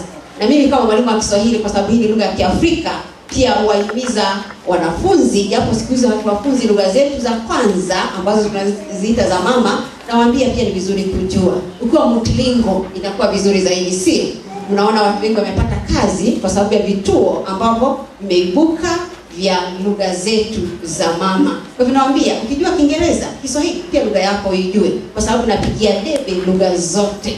Kwa hivyo lugha hizi wakaniletea kitabu kimoja tu kinaitwa Uhondo, na hata nyinyi mmesikia malalamishi kuhusu kile kitabu, sio? Lakini sisi tunashukuru kwa sababu tulikuwa pia na vitabu vingine, Chemichemi, Kiswahili Kitukuzwe. Mmesikia matatizo ya vitabu hivi. Najua mnasoma magazeti. Kwa hivyo sisi tukagoja kamusi hatukupata, tukagoja nini? Dictionary hatukupata. Tungefanya nini? Hata sasa hawajaleta. Je, tutakaa hivyo bila kusoma? Lazima lugha ya Kiswahili lazima turejelee nini? Kamusi. Mwalimu wa Kiingereza lazima arejelee nini? Dictionary. Kwa hivyo tukasema wazazi hawa ni wazazi ambao wameelimika, wazazi ambao wamewekeza fedha zao ili watoto wao wafanye nini? Vizuri. Na form 1 ndio msingi. Kwa hivyo ndiposa walipokuja likizo fupi tukasema waje na nini? Dictionary. Mpaka siku ile serikali itakapotuletea dictionaries na kamusi tutaacha. Lakini ama tungekaa hivyo? Kwa hivyo tufanya vizuri. Haya, nashukuru sana kusikia hivyo. Unajua tunaweza sema wanatutisha sasa nini? Lakini tulikuwa tunagoja, lakini hawajatuletea, ndiposa tukawaambia hivyo. Kwa hivyo kama mzazi ambaye anataka mtoto wake apite, kuna mambo mengine serikali haitatupa. Kwa mfano, katika lugha hizi, lugha ni pana sana. Ni pana sana. Lugha ya Kiingereza na Kiswahili, mtihani wa kitaifa watafanya karatasi tatu. Karatasi ya kwanza insha, tuna lugha na tuna fasihi. Kiingereza vivyo hivyo. Kwa mfano, bado nangoja serikali iniletee kitabu cha fasihi simulizi ambacho kimefafanua mambo kwa undani. Bado sijakiona. Lakini wameniletea cha lugha peke yake. Na chenyewe hata kimeanza tena kuwa na nini? Na matatizo. Kwa hiyo kama nikizungumza, naweza zungumza na mtoto wako aniambie fasihi simulizi pengine hafanyi vizuri. Nimwambie omba mama au baba kununulia kitabu fulani ambacho ataweza kuelewa fasihi simulizi zaidi. Usianze kusema kwani serikali haileti vitabu. Hii tu ni kitabu cha nini? Cha ziada. Ukitaka kumsaidia mtoto wako, mimi namshauri tu na muongoza, nunua hiki. kama ni isim jamii, unaona anasikia isim jamii. Pengine haelewi kwa vitabu hivi. Kuna vitabu kabambe ambavyo vinafafanua vizuri. Unaweza mshauri mtoto wako, mwambie mama au baba akuna kitabu cha isim jamii ili uweze kuelewa. Serikali bado haijatuletea hicho ambacho kinaeleza mambo haya yote kwa undani. Kwa hivyo nasema nini? Ili watoto wetu wapite katika lugha, kwanza lazima uizungumze lugha. Pili, lazima ufanye nini? Usome. Haya, naweza mwambia pia hata wewe mwenyewe waona, ili kuizungumza lugha vizuri na kuandika vizuri, lazima pia asome storybook, sio? Serikali bado mimi nangoja. Sijui kama itatupa storybooks. Sijui, bado nangoja. Kwa sababu katika lugha, mwajua hata nyinyi mkiwa shuleni mliambiwa mambo ya storybook, sio? Haya mambo hata mzazi, angalia alama za Kiswahili. Shida iko kwenye kusoma. Hakuna mahali pengine. Ununulie, hata usigoje nikwambie. Katika Kiingereza vivyo hivyo. Kwa mfano, lugha ya Kiswahili walifanya vibaya sana. Nitawaambia kwa nini. Watafanya vizuri, msijali. Mambo haya tunayajua. Kwa sababu ya utahini. Walizoea ABCD, sio? Mimi sasa hata niliwaambia, na baadaye baada ya mtihani nikamwambia mmefanya vibaya sana. Nini kilifanyika? Mwalimu tulishtuka vile alituambia masharti ya kupita. Nikamwambia msishtuke, nitalizoea tu kwa sababu nataka counseling. Nitazungumza kwa kifupi sana kuhusu guidance and counseling. Hii ni idara ambayo tuko walimu 5 na kila mwalimu anasimamia kidato fulani. Hii ni idara ambayo ni muhimu sana. Nafikiri umesikia serikali ikisema kwamba hakuna kuwachapa watoto wetu, sio? Hata niliuliza wanafunzi wengine hapa. Unajua wengine walitoka academies, kwa nini mnaanguka hivi? Ticha tulikuwa tunachapwa sana. Nikamwambia sasa mnataka tuwachape? Wakacheka. Unajua walisema ndio. Haya, hii ni idara ambayo ni ya ushauri. Idara hii ni muhimu sana katika shule yote nchini Kenya. Tunawapa ushauri watoto wenu na tunawaelekeza. Kwa mfano, baada wao kuja tulipowazungumzia, nilipata wateja wengi sana kutoka kidato cha kwanza. Na ni mambo haya tu madogo madogo, lakini mimi nachukua kwa uzito. Wengi walikuja kwa ofisi yangu wananiambia akilia ati homesick.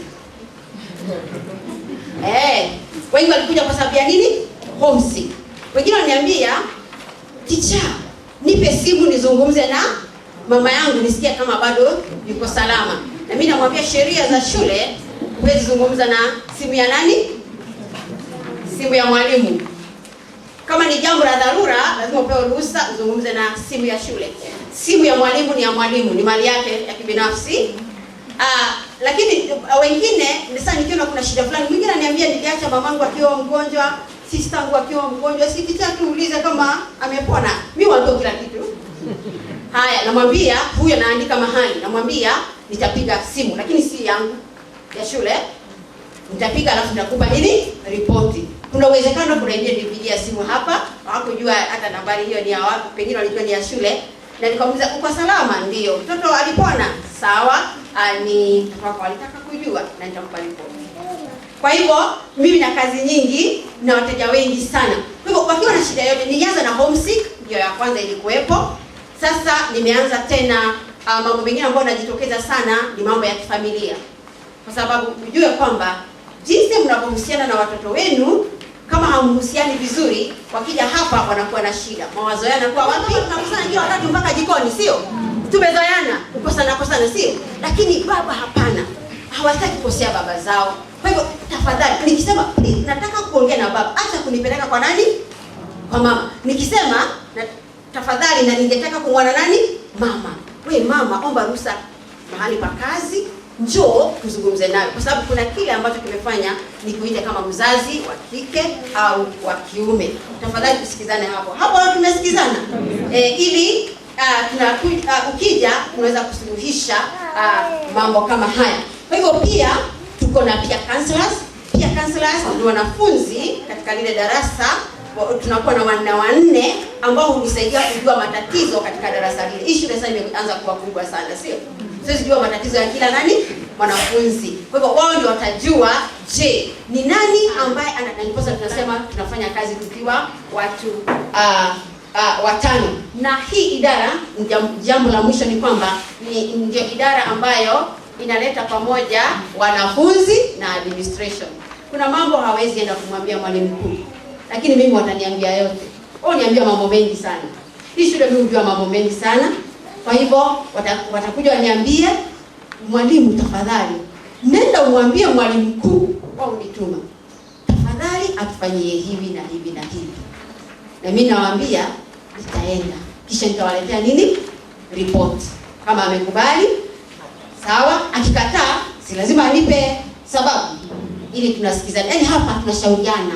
Hapa hakuna kiboko, ni ushauri. Kwa hivyo sina la ziada. Mambo ni mengi, nimwambia tu kwa muhtasari, kwa kifupi, lakini na uhakika kwamba wengine wenu tutakutana nanyi hata ofisini mwangu. Hata kuna wengine tu nilikuwa nimewapigia ofisi simu ili tuonane nao ofisini mwangu kwa jambo hili na lile. Mambo madogo tu ili tuweze kufanya kazi, tuweze kuendelea pamoja. Nashukuru sana. Mungu awabariki.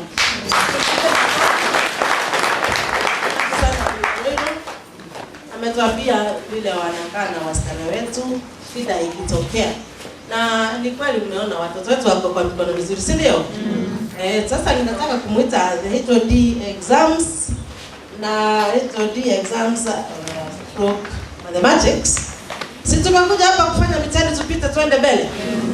Na ndio mapatiwa hiyo broadsheet. Lakini sikustue hili ya kwanza, si ndio? Acha atuelezee machache. Karibu sana. Appreciate. So, BOM chairman, principal, parent reps, wazazi na walimu, hamjaboni? Hatujambo. Jina langu ni Mr. Kuria. Nasimamia mathematics department, exams department.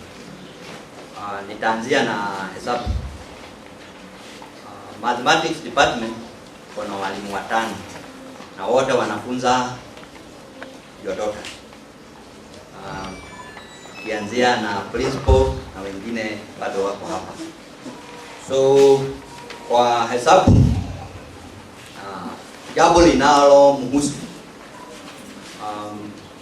kuna wakati walipokuja hapa tulikuwa tumewatuma some items za hesabu, moja yao ikiwa ni mathematical tables, kwa sababu zingine ni geometrical set na ruler, na hizo mlikuwa bado mnanunua primary school, but mathematical tables hawakuwa nayo primary school.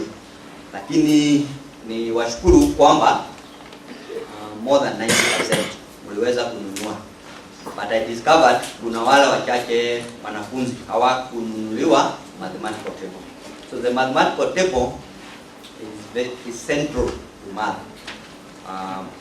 Kama hujanunua, wanafunzi wako hawezi soma somo hilo vizuri without the mathematical table. Kama vile walikuwa wanarudi, we were starting now using those tables for lessons. So unagundua mwenye hana atakuwa na shida kusoma those tables. Those tables are used hata kwa KCSE. They are part of ni kama kalamu akiingia kwa hesabu. So ni kama ameingia kufanya mtihani na hana kalamu. Na those tables are not only used for ile somo lenyewe, lakini pia kwa tunaambia wanafunzi akiingia kwa mtihani wakati mwingine anaweza kuwa amesahau the formula. Imeandikwa kwa hiyo table. So anatumia, kama amesahau anaitumia na inamsaidia kupita hata ule mtihani. Kwa hivyo ningeomba unajijua huku mnunulia. The table is 500 na atatumia 400. So kama hukuleta leo kwa sababu nilikuwa in this school, nilikuwa na improvement kubwa zaidi. So we are hoping to continue on that path. So niende kwa sababu ya muda, niende kwa examination department. Pale kwa examination department ni jambo la kwanza ni exam. Tuna manage the setting na ile administration yake, na tuna mitihani mitatu or 4. We have the one we call the opener exam. They do it the second week immediately after opening the school. So if they come Monday, they usually come maybe Tuesday or Wednesday, but the following Monday they take the opener exam. Kwa hivyo mwanafunzi wako asibaki nyumbani, because hata kama hana fees, wacha kuja kwanza afanye mtihani alafu atume nyumbani. Then kuna exam 1 wamefanya, ndio hiyo tumeanalyze, mko na broadsheet, lakini kuna ingine hiyo inafanywa just before they leave for half time. Then kuna exam 2 yenye watafanya just before they go for the holiday ya April. Na kuna exam nyingine inaitwa joint exam. Joint exam inafanywa na form 3 na form 4. Lakini mhula wa kwanza form 4 ndio wanafanya joint exam, na mhula wa pili joint exam ni form 4. Lakini mhula wa tatu form 3 wanafanya joint exam. Joint exam inafanywa kama sasa hivi tunafanya joint exam, wataanza Tuesday the form 4. Inafanywa the competition between 10 schools. Zingine za Nakuru, zingine za Laikipia, zingine za Nyandarua. We compete and we are able to weigh ourselves. So those are the exams that are done. So kwa report form ya form 1 sasa, exam 1 ndio itakuwa kwa report form. Sababu wafanya opener wako wamekuja shule. Exam 2 watafanya wakienda nyumbani, tutakuwa tumesaisha. So exam 1 ndio itakuwa kwa report form. Lakini kwa hao wengine form 2, 3 and 4 watakuwa na opener, an average of opener na exam 1. So hiyo yote tunafanya. So the second thing we do ni we have a school management system. Kwa hiyo school management system huwa tunafanya registration of new students. Sasa wanafunzi wengi walikuwa new student. So we take the biodata. Ile file ulikuwa nayo yote, all that information tunaiweka digital. So we have it everything there. So and then the other thing we do is we maintain all the records of marks students for their lifetime and even for posterity. We have the records of the marks they scored in a subject. And then we also analyze the exams, whether internal or external, we analyze them. And then we give the report. One of the reports ni kama broadsheet yenye umeshika kama hiyo kazi tunafanya. The other report we do is the report form. We print report form for all students. So, and the students will come home with a report form, a physical document. So then we also do our own internal analysis. We have reports for maybe improvement or something like that. We shall tell you they have arrived. And finally, we also send the results, like this, the report form. The data in the report form will be sent through the same means, the SMS, through your phone. You will receive the result of your performance. The performance of your daughter is sent to each of the numbers you have provided. That's to one of them. Each parent will get, each guardian will get that result. The only thing that will not have, it will not have details with the teacher's comment or the fees balance. That one will not contain. But the way they have performed academically, you will get through an SMS. And I think because it is electronic, you will have the result even before your daughter arrives at home with the physical document. So we do that. So in light of that, because we need to, the communication, communication is two-way. If we are sending the message and it's not reaching the target, then we have not communicated. So we do ask, when we have a meeting like this, if you have a problem receiving our message, if for example, you did not receive a message telling you that this meeting will happen today starting at 8 a.m., maybe there's a problem with the phone number you gave us. We have experiences where, because what you do is, the numbers you give us and you put them in the file, because we only need one, we pick the first one. Maybe it was the father, and maybe the father does not live at home with you, they work elsewhere. so the message does not reach the person who lives at home. So they come, if you have that problem, unaweza badilisha wewe mzazi, because huwa turuhusu mwanafunzi abadilishe, because mwingine anaweza kuwa anajua hataki ajulikane ametoka shule saa ngapi. So anaweza tupea namba ya rafiki wake, so message inaenda kwa rafiki wake, nimetoka. So we don't kubali mwanafunzi, lazima hiyo namba iwe kwa file. Mzazi mwenyewe achange. Wengine anaweza sema namba yangu nimeibadilisha, sasa tunabadilisha. So we encourage when we have such meetings or when you visit the school, ukiwa na shida nyingine na kama hiyo ni moja yake, you resolve it there. So we do that, and we also we also use that office to communicate even amongst the teachers. Officially, if you have a meeting, we also do it from that office. That is for his.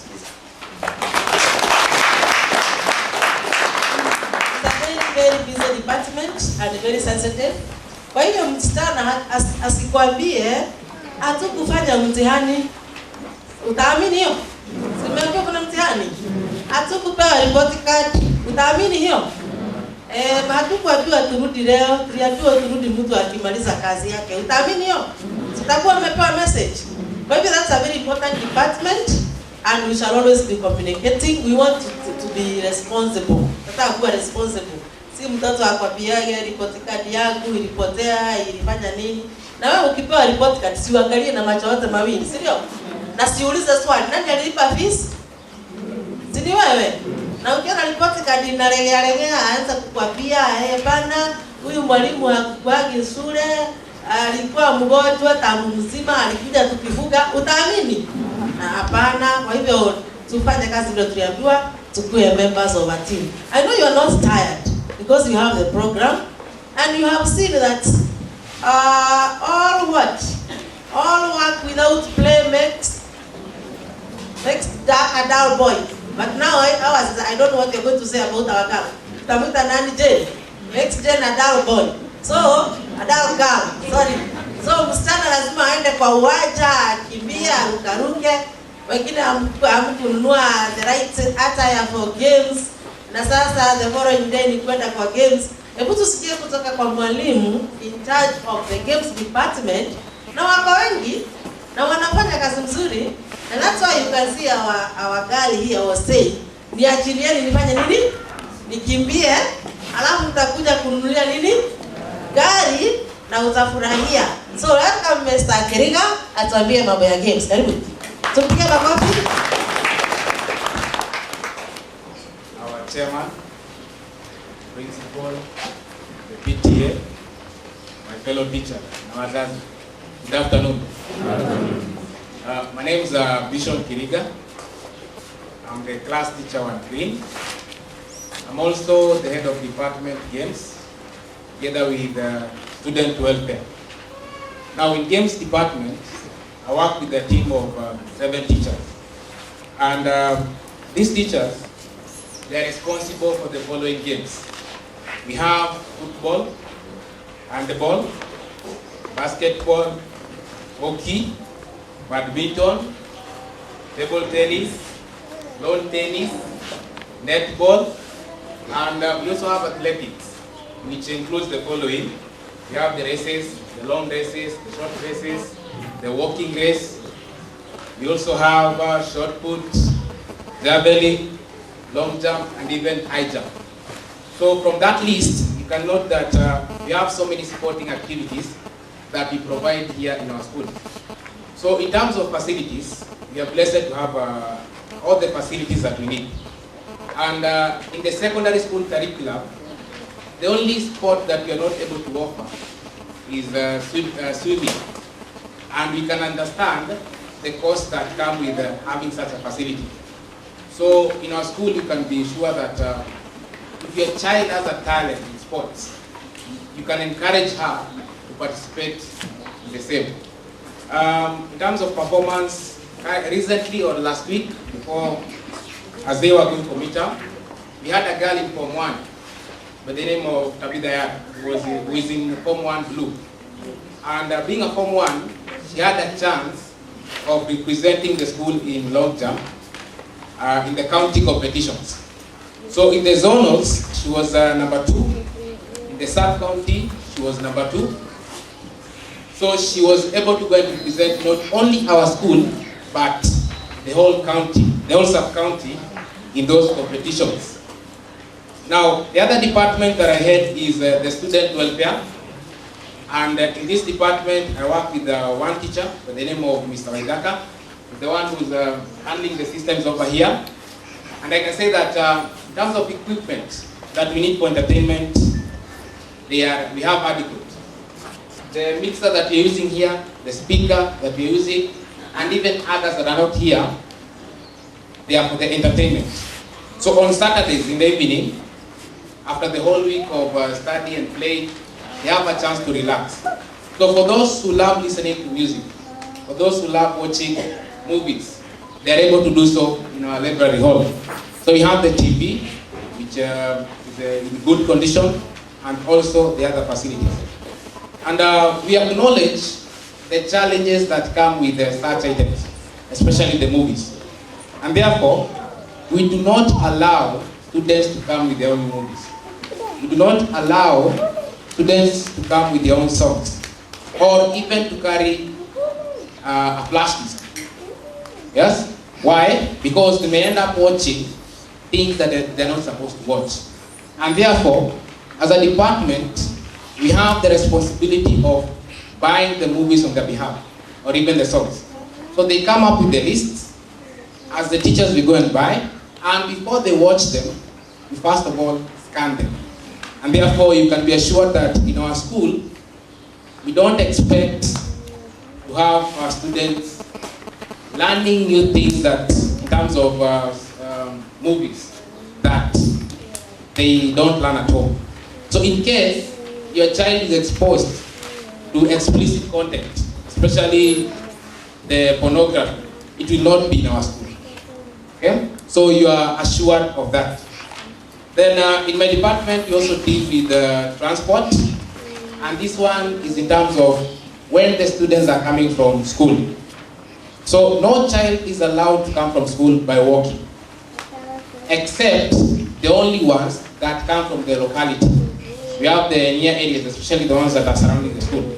So all the others, they leave the school in a matatu. So what we usually do is that we organize with the chairman for the circle that lies this route, and they're able to give us matatu. And as early as 6:30, we have some of the students leaving. And by around 7:30 to 8, all the students, all the students are out of school. And after that, a message is sent by the exams department that your student has left the school by this time. So by around 8, no student is in school, except for the ones maybe who are having events, maybe they're in games, they're in drama, and they have to be left behind so that they can be able to participate. So your child should not give you a reason as to why they were late in school. So if your child is coming from Nairobi, if you calculate the hours from here to Nairobi, it's around 4 hours. Because from here to Nakuru around 45 minutes, from Nakuru to Nairobi around 3 hours. So you can be able to do your math. If your child is going all the way to Kisumu or Kitale, by 6 they should be at home. So there should be no reason as to why your child has reached at home at 9 or even at 10.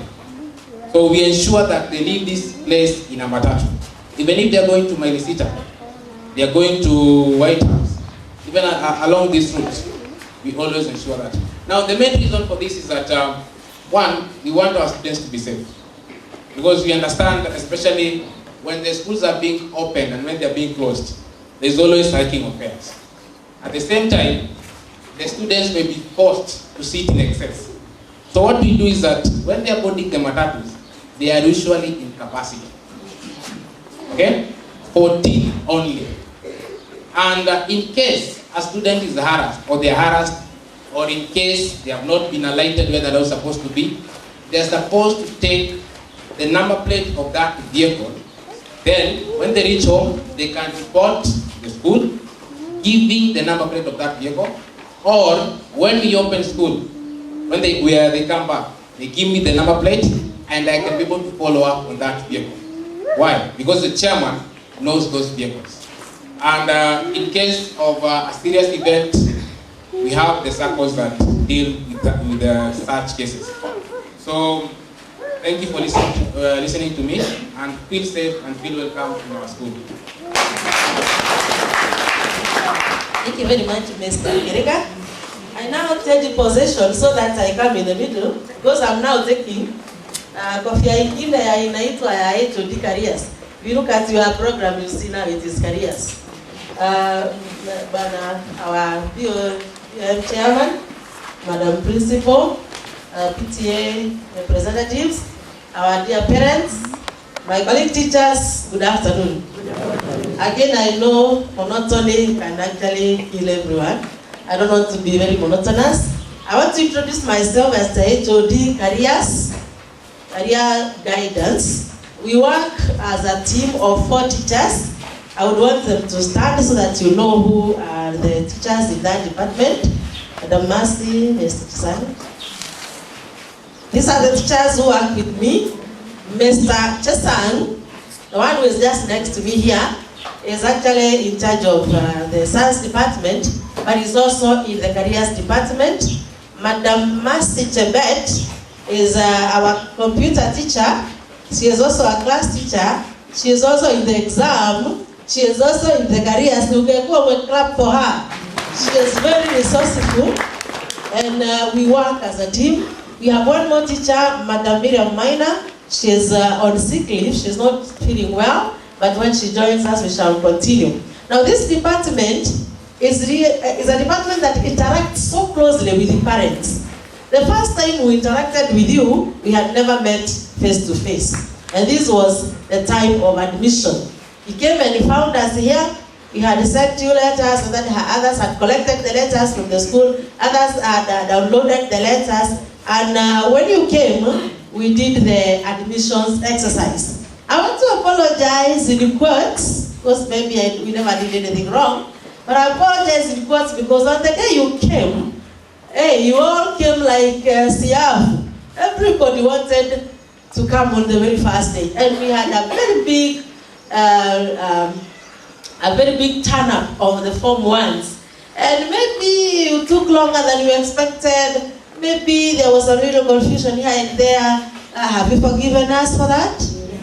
Now, we had written in that letter that there was a program that we had to follow, which we actually followed. And the first one was selection of subject. Some of you did not know, what are we selecting? And some were asking, you mean my daughter is coming here just to do agriculture? I would rather go to another school. We did not have a lot of time to explain, but now we can explain that because of our facilities, as Mwalimu said, we had a limit of how many can do computer and how many can do home science. We also talked about the informal curriculum. There wasn't enough time again, meaning that you come to school, you are taught the one of the exams and the other one where you learn without going to class.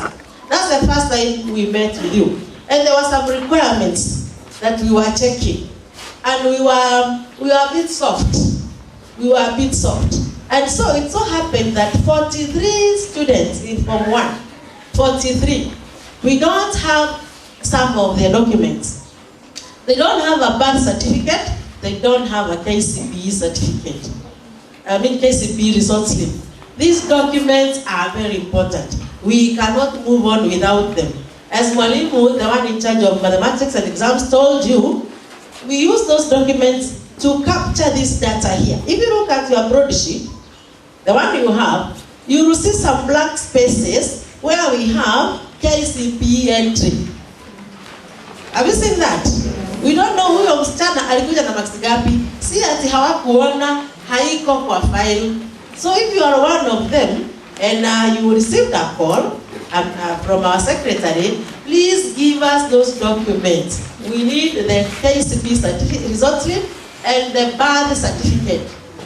Very important. I was telling parents that when you bring a girl, hatujui huyu ni nani just kumuona tu.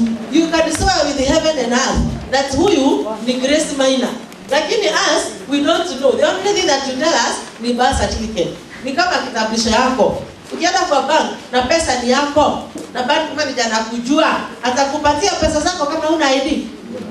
Hata jirani wako mwenye anarani M-Pesa atakupatia pesa kwa sababu una ID. Si atakuuliza wapi ID.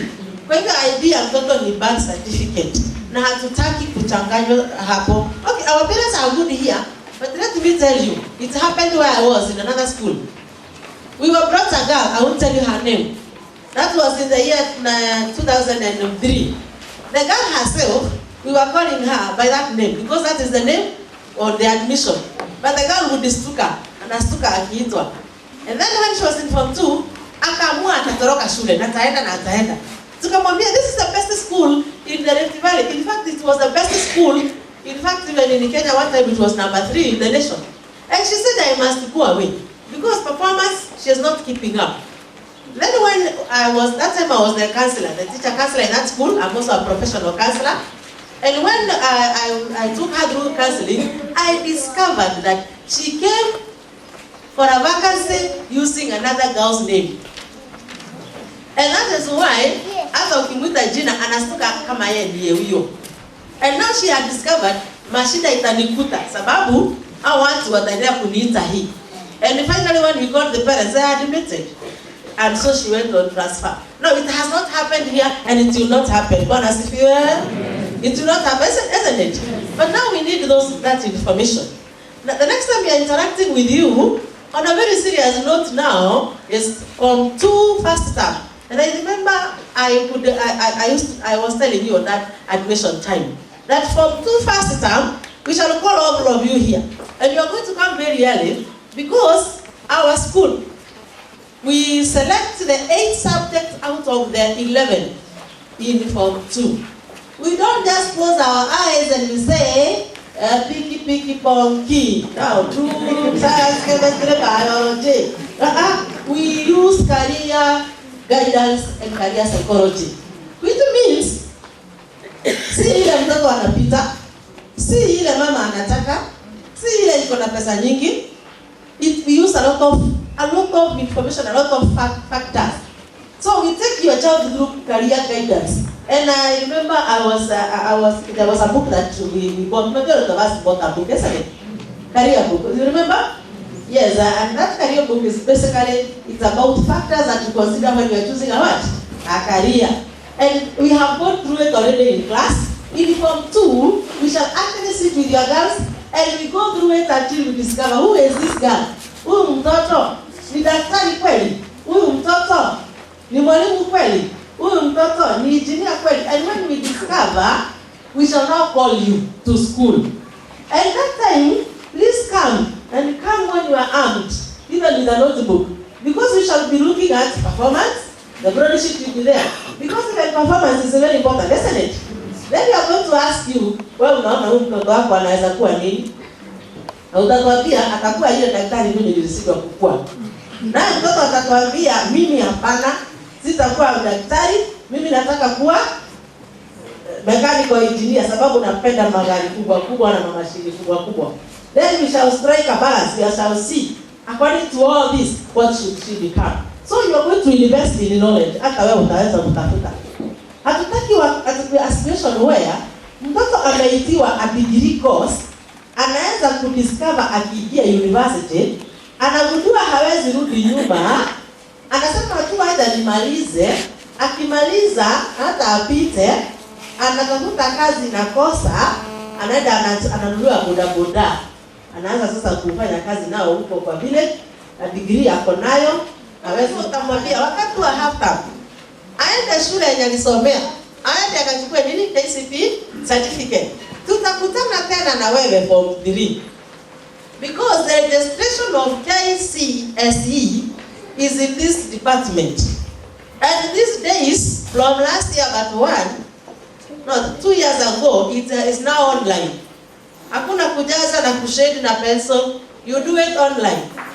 And now online, the whole country are doing it online. So we start preparation in that term Form 3.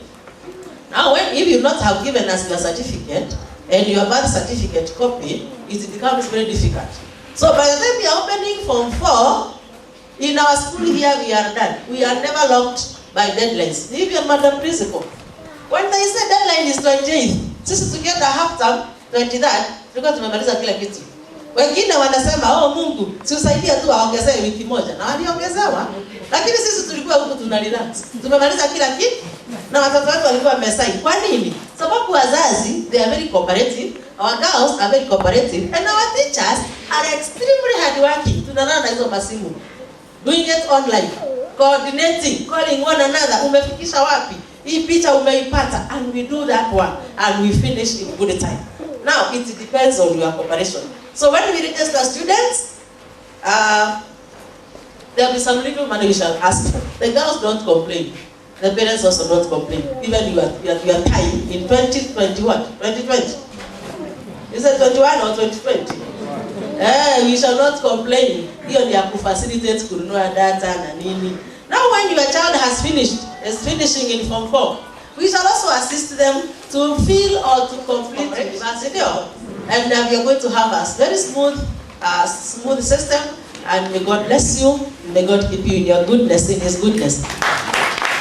I want to thank you for that clap, for that appreciation. I want to welcome the boarding mistress. This is a boarding school, isn't it? Kama watoto wako na njaa, watasoma. Si watasema haki yetu. Na mimi nitaingia class, waniache class. Sasa the person who makes sure that they listen to me is none other than Madam Julia.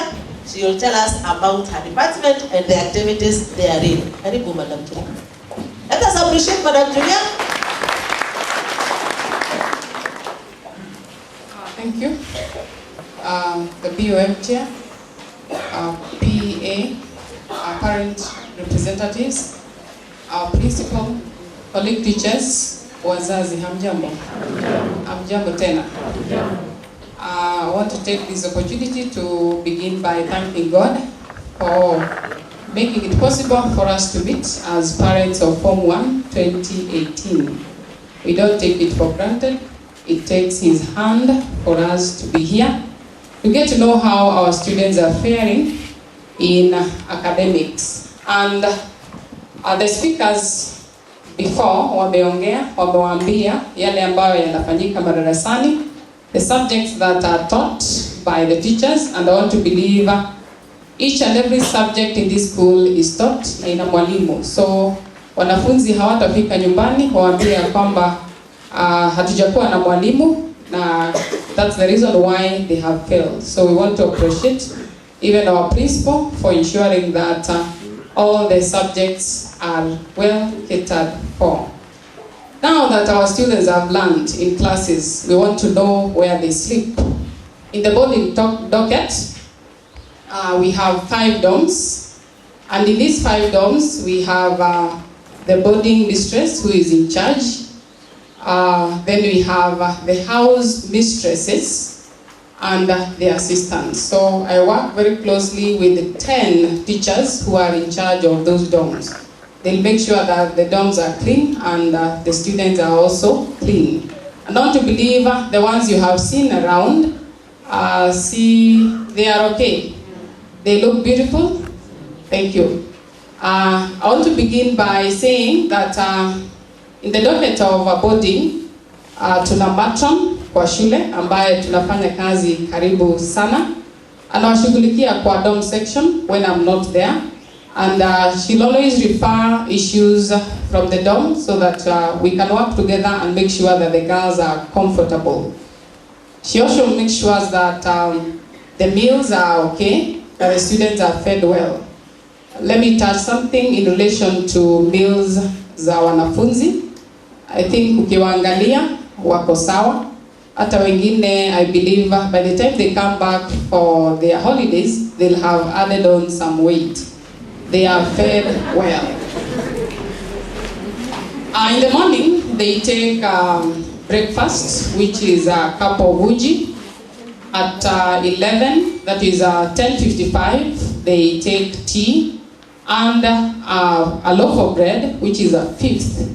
I want to believe nyumbani tunawapa mkate mkubwa zaidi ama kidogo. They take 2 or 3 slices, sindio?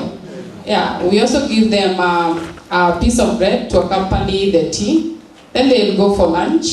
From Monday to Friday, tutawapa githeri, nitapeana sababu. And then we give them, for supper, we give them ugali or rice. And I want to believe all throughout the week, they'll have taken a balanced diet. In 3 days of the week, that is from Wednesday, Thursday and Friday, unapewa a banana. Kama hadi banana, atapewa an orange. Nataka kupeana sababu, the reason why we give githeri for lunch. Because githeri is a balanced diet. Kuna maharage pale, kuna mahindi, na atapewa tunda. See, that is balanced. Tunakula githeri nyumbani. Do we prepare githeri at home? Yes.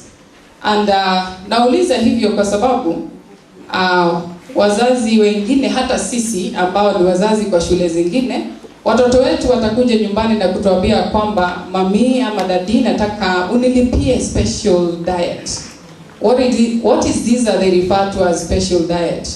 Unfortunately, on our side, what is special ni chakula ambacho kitaliwa jioni, ambacho kimetayarishwa, na badala ya kukula this githeri, anataka akule ugali ama rice. So atakula githeri, atakula rice mara 2 kwa siku ama ugali mara 2 kwa siku. Is it healthy? Atapatana wapi na these beans that provide proteins? At the end of the term, utaanza kuuliza, what is happening with my child in school? Nadhani ya kwamba walimu hawamshughulikii vyema, lakini we are discouraging parents from kuinsist ya kwamba wanafunzi wakule special diet. But we are not saying that we don't offer that special diet, kwa sababu tunaelewa ya kwamba there are students who have health issues, serious health issues, and we appreciate that.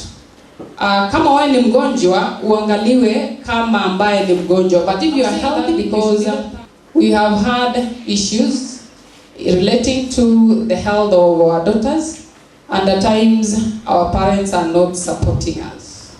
I'm saying that kwa sababu mtoto wako akiwa na shida, tafadhali njoo kwa ofisi yangu unielezee. In fact, majority of the parents that we have related with, they come because their students have health issues, and appreciate the fact that kuna wanafunzi ambao they have serious health issues. We are ready to support them as a school.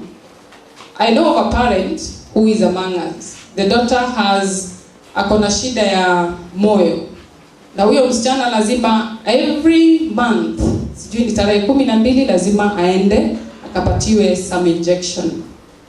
But we talked with that parent, and nikamwelezea kwamba sisi kama shule hatuna shida ya kumpatia huyu mwanafunzi ruhusa aje so that he can get that injection, because it is important for her life.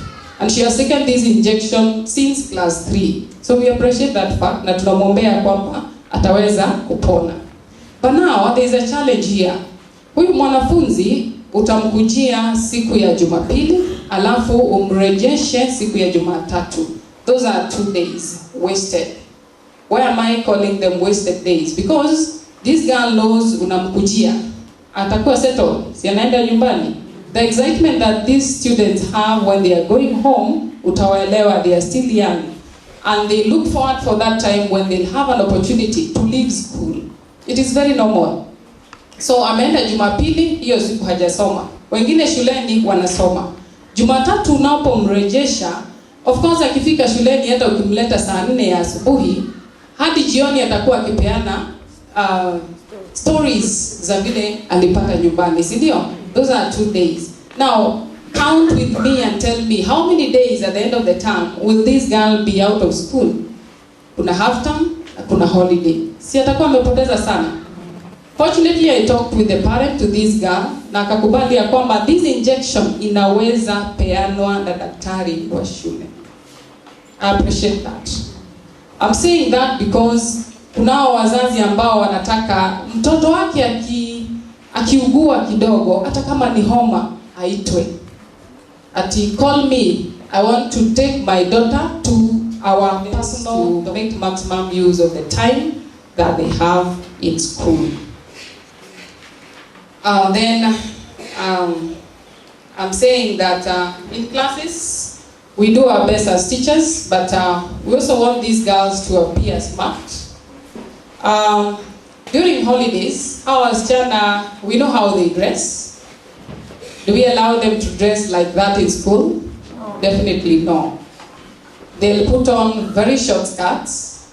Na shuleni, we know why we have the uniform. Please, as parents, as we begin this journey, tafadhali, ulinunua uniform from whichever shop where you bought that uniform, please let it remain like that. Let's not allow our daughters to cut those skirts. Kwa sababu wakishaanza kukata that skirt, kuna kitu ana communicate that my agenda now, ama my concentration sahi haiko kwa masomo. Now I'm directing my attention to something else. Kwa sababu kuna sababu. Let's not allow them to put on uniforms that do not have school logo. Natumai ya kwamba kila mmoja wetu, when we went to those shops to buy their uniforms, ulipewa barua ambayo indicate buy a blouse with a school logo, buy a jumper with a school logo, and there is a reason. If anything happens huyu mwanafunzi yako huko nje, it will be very easy for that girl to be identified and they can even call the school. Do we agree in that? Yeah. Na kuna wanafunzi wengi ambao they get even into trouble. Like I remember last year we had an issue. Kuna wanafunzi wawili ambao walitumwa nyumbani na hawakufika. Wakaenda kwa jamaa fulani. Two of them. They were dressed in kuna shule ambazo they use our skirts like ours. Ni kweli? So they had skirts kama yetu, lakini shati haina logo. So the first thing that the reporters did, walisema ya kwamba wanafunzi wawili wa Jomo Kenyatta girls. So we were called and we were asked, do you have students who are at home? Umetuma wanafunzi nyumbani. We were so surprised. Only to find that these students si wa Jomo Kenyatta, ni wa shule nyingine hapa chini ambao wanatumia the same skirts. So that's why we are encouraging parents, please, usiruhusu mwanafunzi anunue, because now they'll tell you that the 5 shirts are not enough. They are. When they come telling you that, then get to know laziness imeanza kucreep pole pole, si ndio? Na kama anashindwa kufua nguo zake, then it means hata hicho kitabu had form 1 girls. Please appreciate this girl. Kwani tunashuku? Are we doubting? No. Are we doubting that our girls are good? No. Whatever I've said here, sijasema ya kwamba ni watoto wenu wamefanya, la. Nasema ya kwamba it is possible and it can happen. Sawa sawa? So we are taking precautions as parents. And by doing that, we will help these girls to remain focused for the 4 years. Si ni kweli? Yeah, so I'm saying the discipline of the girls is good.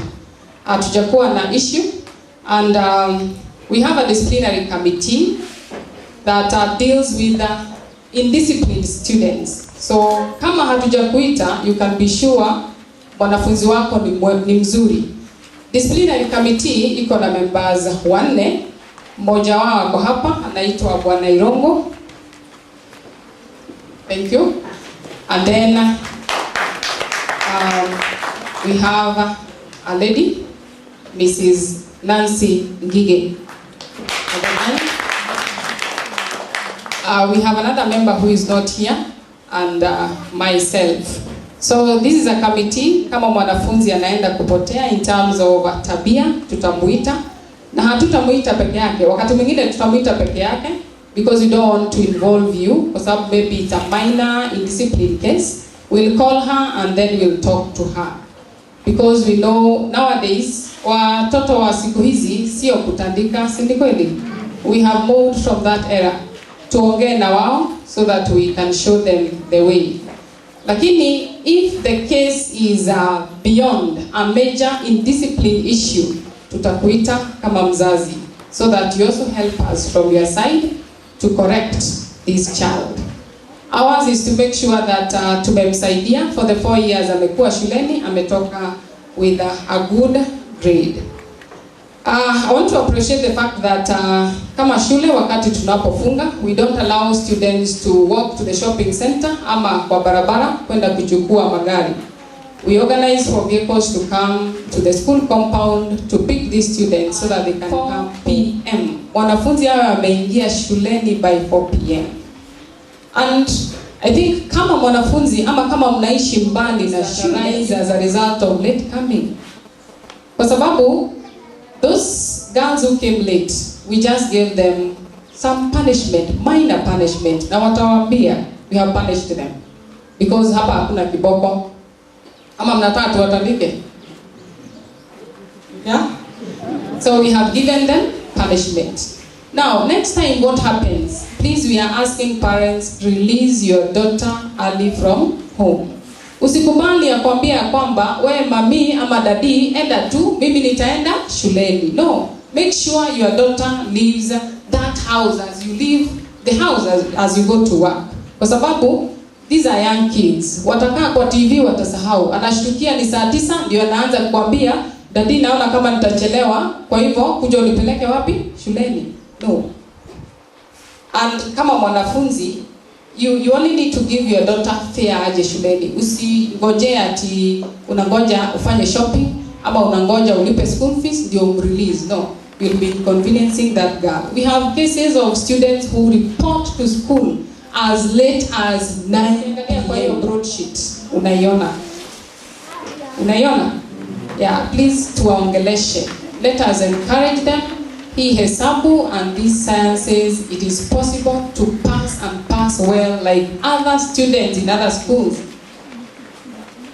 Otherwise, I want to stop there and wish you a very nice time. It's a 4 years time, so I wish you the very best. And with that, I want to wish you God's blessings.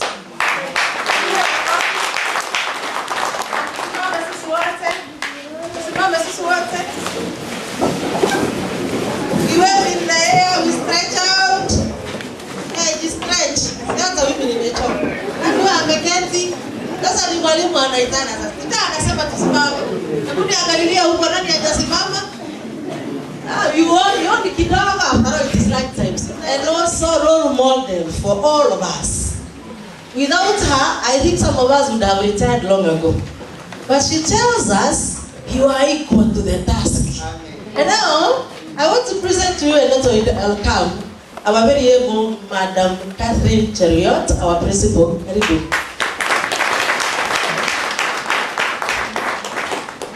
So thank you so much. Our MC, Mrs. Nancy Gige. I kindly want to request all of us to give her a hand for handling the session very well. Thank you. So our BUM chair, Mr. Francis Wanjama, the parent reps who are present, all the way from Form 2 to Form 4, our team of very committed teachers, our very lovely Form 1 parents, good afternoon. Good afternoon, Wasmo. Thank you. I want to take this opportunity to welcome all of us to this very great institution. We are honored to have all of you here. We gave you the invitation and we are happy because it is one thing to invite somebody, it is another for such a person to honor the invitation. And because you chose to honor our invitation, our Form 1 parents, we really feel honored and we are grateful. Welcome so much. I also want to appreciate the fact that even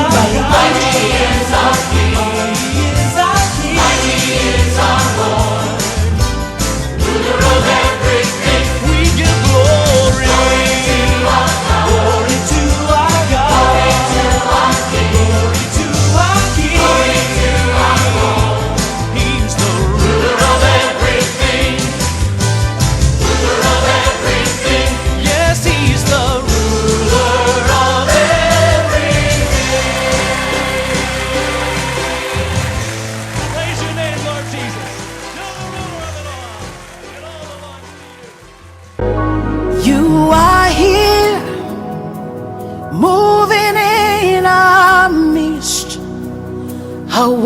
worship you. I worship you. You are here, working in this place. I worship you. I worship you. You are here, moving in our midst. I worship you. I worship you. You are here, working in this place. I worship you. I worship you. Hey, waymaker, miracle worker, promise keeper, light in the darkness. Without her, I think some of us would have retired long ago.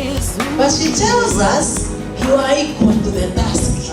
And now, I want to present to you a lot of welcome.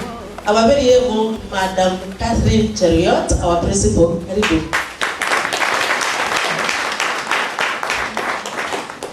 So thank you so much. Our MC, Mrs. Nancy Gige. I kindly want to request all of us to give her a hand for handling the session very well. Thank you.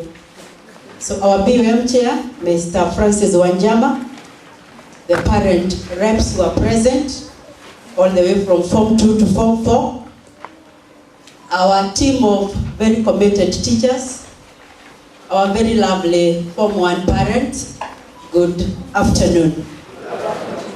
Good afternoon once more. Thank you. I want to take this opportunity to welcome all of us to this very great institution. We are honored to have all of you here. We gave you the invitation and we are happy because it is one thing to invite somebody, it is another for such a person to honor the invitation. And because you chose to honor our invitation, our Form 1 parents, we really feel honored and we are grateful. Welcome so much. I also want to appreciate the fact that even by 8 a.m. in the morning, a big group of the parents was already here. You really marveled us. We really felt humbled. I think I want to request the board members, the PTA members, the teachers who are here to appreciate our parents. So thank you so much for also turning up in such large numbers. I would wish to imagine that we have received almost 100%, and that is very good, and a clear indication that you love your school. So for those parents who are outside there, you're most welcome, and we want to say sorry that the space was not enough to accommodate all of us. We want to believe it is only a matter of time and you'll be able to have enough space for all of us. So I think because there's an exercise I would want us to conduct before I move on with my remarks, I will want to begin by introducing the members of staff who are here. Some of them may not be here because the rest of the school is going on. They could be taking care of the girls. So in total, we have 23 teachers, all of them qualified. We don't have a quack in this institution. All of them have graduated and they are teaching subjects of their specialization. So there happen to be 23 of them. 2 of them are on teaching practice and the rest are regular teachers. You have heard some of them speak, but I think it would be important for you to know the teachers who are handling your daughters. I'll kindly request my colleague teachers just to stand wherever they are so that I could very quickly introduce you before we move on to the next bit. Let's appreciate our teachers. I want you to make sure you are able to see their faces So mwalimu, you know me nawajua even from your backs, eh? Yeah, you know how much I know all of you. So I think, allow me to begin from that end. There's that young lady there, she was my student. She's Madam Rose Mathenge. Madam Rose Mathenge teaches mathematics and chemistry. So what we do, thank you, to save on time, allow me to introduce them. After that, we appreciate them at once. Is that okay, Wazazi? So, Mwalimu, after I've introduced you, please, you could maybe take your seat. So, next to Madam Rose is Madam Abigail Mwendo. Madam Abigail Mwendo is on teaching practice from Moi University, and she teaches English and literature. Next to Madam Mwendo is Madam Mariamu Wamai, Mrs. Mariamu Wamai is the class teacher of Form 1 Red. She teaches in this school history and CRE. Thank you. We have Madam Florence Wanyaga. She had an opportunity of talking to us. Madam Florence Wanyaga is a HOD Technicals. In this school, she teaches home science. Thank you. I have my very able and close friends of mine. I want to say that because indeed they are closer to me maybe than all the others. Madam Julia, I'm sure even as she talked, you could tell she's a very serious administrator. Did that one come out? Eh? When Mr. Irongo talked, he was the first one to talk. You can always tell these things. You don't even need to be told. So Madam Julia and Mr. Irongo are also working in the office of the Deputy Principal of this institution. I would kindly request the parents to clap for Mr. Irongo and the Madam Julia Gebenji. So our Deputy Principal was transferred at the beginning of this year, and they have very busy docket, but they were requested and asked by the County Director TSC to be working in that office until he is able to give us another deputy. Our prayer is that the Deputy Principal comes from among these teachers. Mtatuombea? Simeona si wako equal to the task, eh? Na hata hao wengine wote wamequalify. So Madam Julia Gebenji is also working in the boarding docket, and she does a lot of things for this school. She teaches mathematics and business studies. Thank you, Madam. It's a great honor to work with you. So we have Mr. Anthony Irongo. Mr. Anthony Irongo is doing so many things for this school. He told you he's a HOD Humanities, he's a HOD Clubs and Societies. I don't know which department he's not working in. He's also a member of the board. He's a teacher representative to the board of the institution. He teaches geography and business studies. And when you look at, hata kama tutaongea kuhusu hiyo later, were you given our KCSE result? So when you look at page 2, the best performed subject in 2017 KCSE was geography. That was a teacher who handled that particular group, and we appreciate the work Mr. Irongo is doing for this institution. Thank you so much, Mr. Irongo. Thank you. Of course, I have to take more time introducing the people who are working very, very closely to me. So I have another lady friend of mine and a colleague, Madam Rahab Waroiro. Madam Rahab Waroiro is the HOD Guidance and Counseling. She's also the HOD Languages. She teaches Kiswahili and Geography. Thank you so much, Madam. Next to her is, I call him my son, Mr. Simeon Chesan Aengo. He is the HOD Sciences. In this school, he teaches physics and mathematics. Thank you, Mr. Chesan. Next to him is Mr. Elijah Kuria. Mr. Elijah Kuria is the HOD exams. We call him our DOS, Dean of Studies. And he's also my HOD.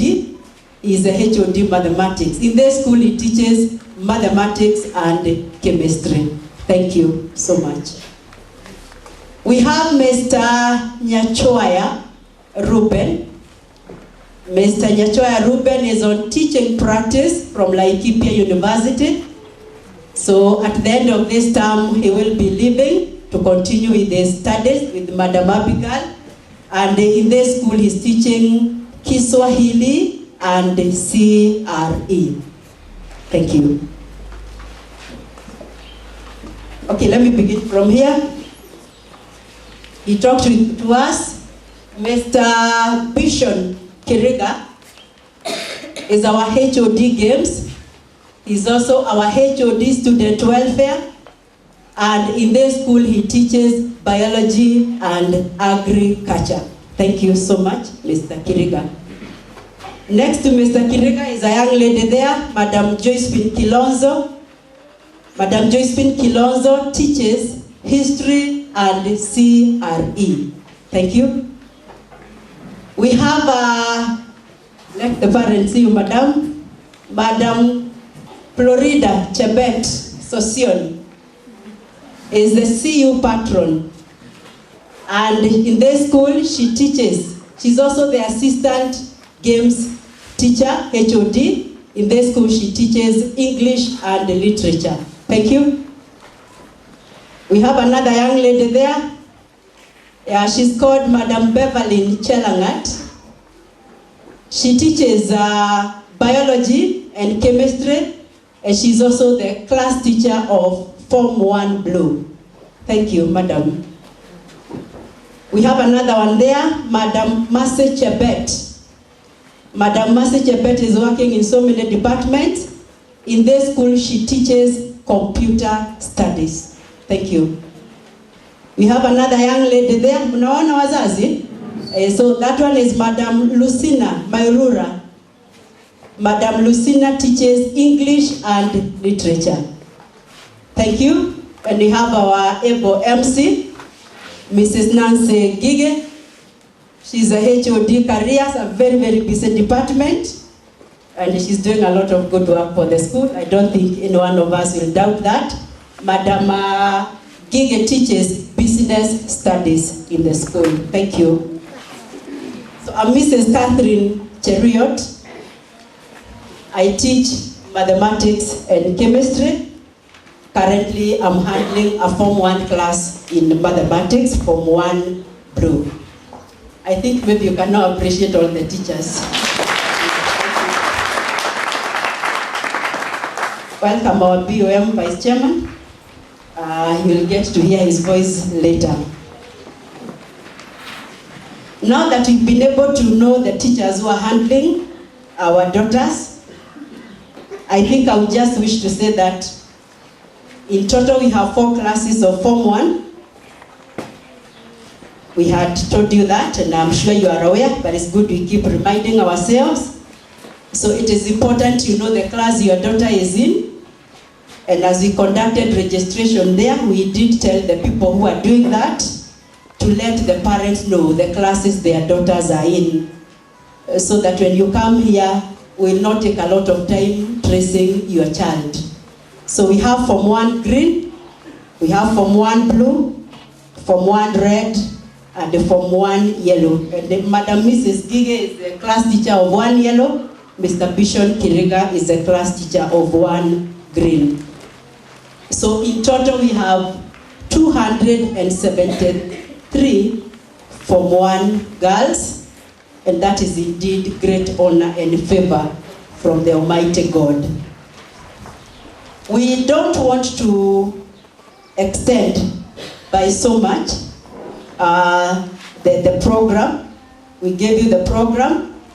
We were scheduled to stop maybe at 1.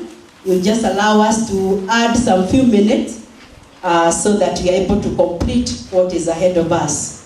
Now at this juncture, before we move on, I would kindly request all of us to allow us conduct a very fast exercise that may not even take 10 minutes. It is meant for all of us. So here we have parent representatives for all the other classes, Form 2 green, Form 2 blue, Form 3 blue, Form 3 green, and the Form 4 classes.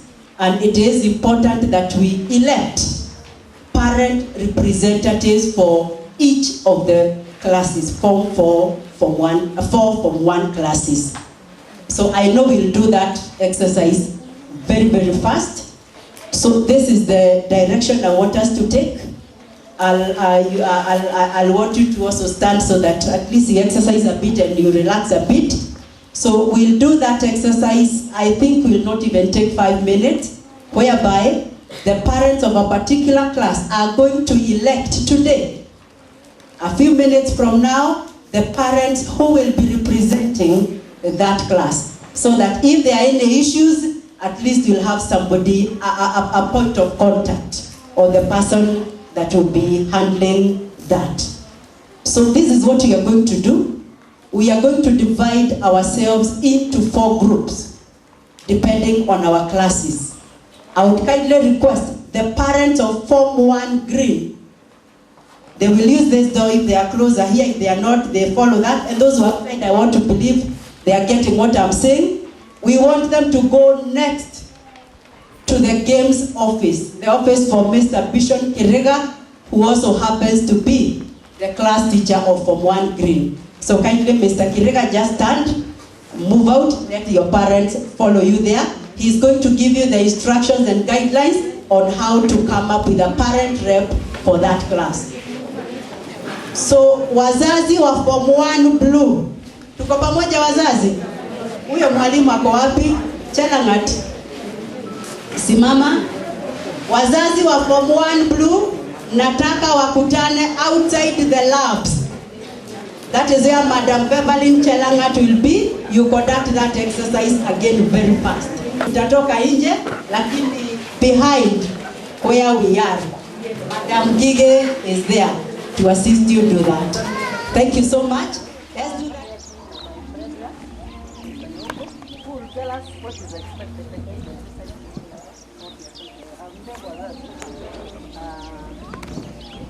Tuweze kufanya hii exercise haraka tukiendelea. Hii darasa tumepatiwa guideline. Kuna waandishi watachagua blue and yellow. We have divided the representation into 2. We shall have 2 males and we shall have 2 females. So in this light, our class is going to elect a lady representative. And I hope all men, we understand why. So for our case, we are going to have a lady who is going to represent you, the parents. Sio tu pengine hata hizo wewe hapa some common wewe ndio utakuwa pale uweze kuambia wazazi. And then after this wale wataenda pale mbele. Unaona kuna wale kwa darasa nyingine mtaungana na wao na unaweza kuchukua hata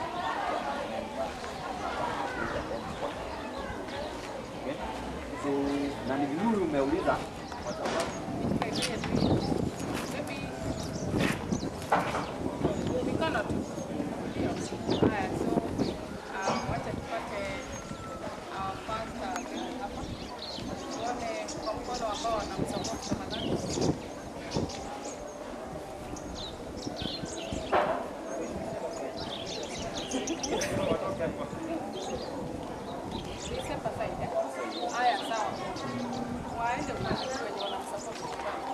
take so long here. So I think I just want to give a very brief history of this school for the sake of those who may be very new.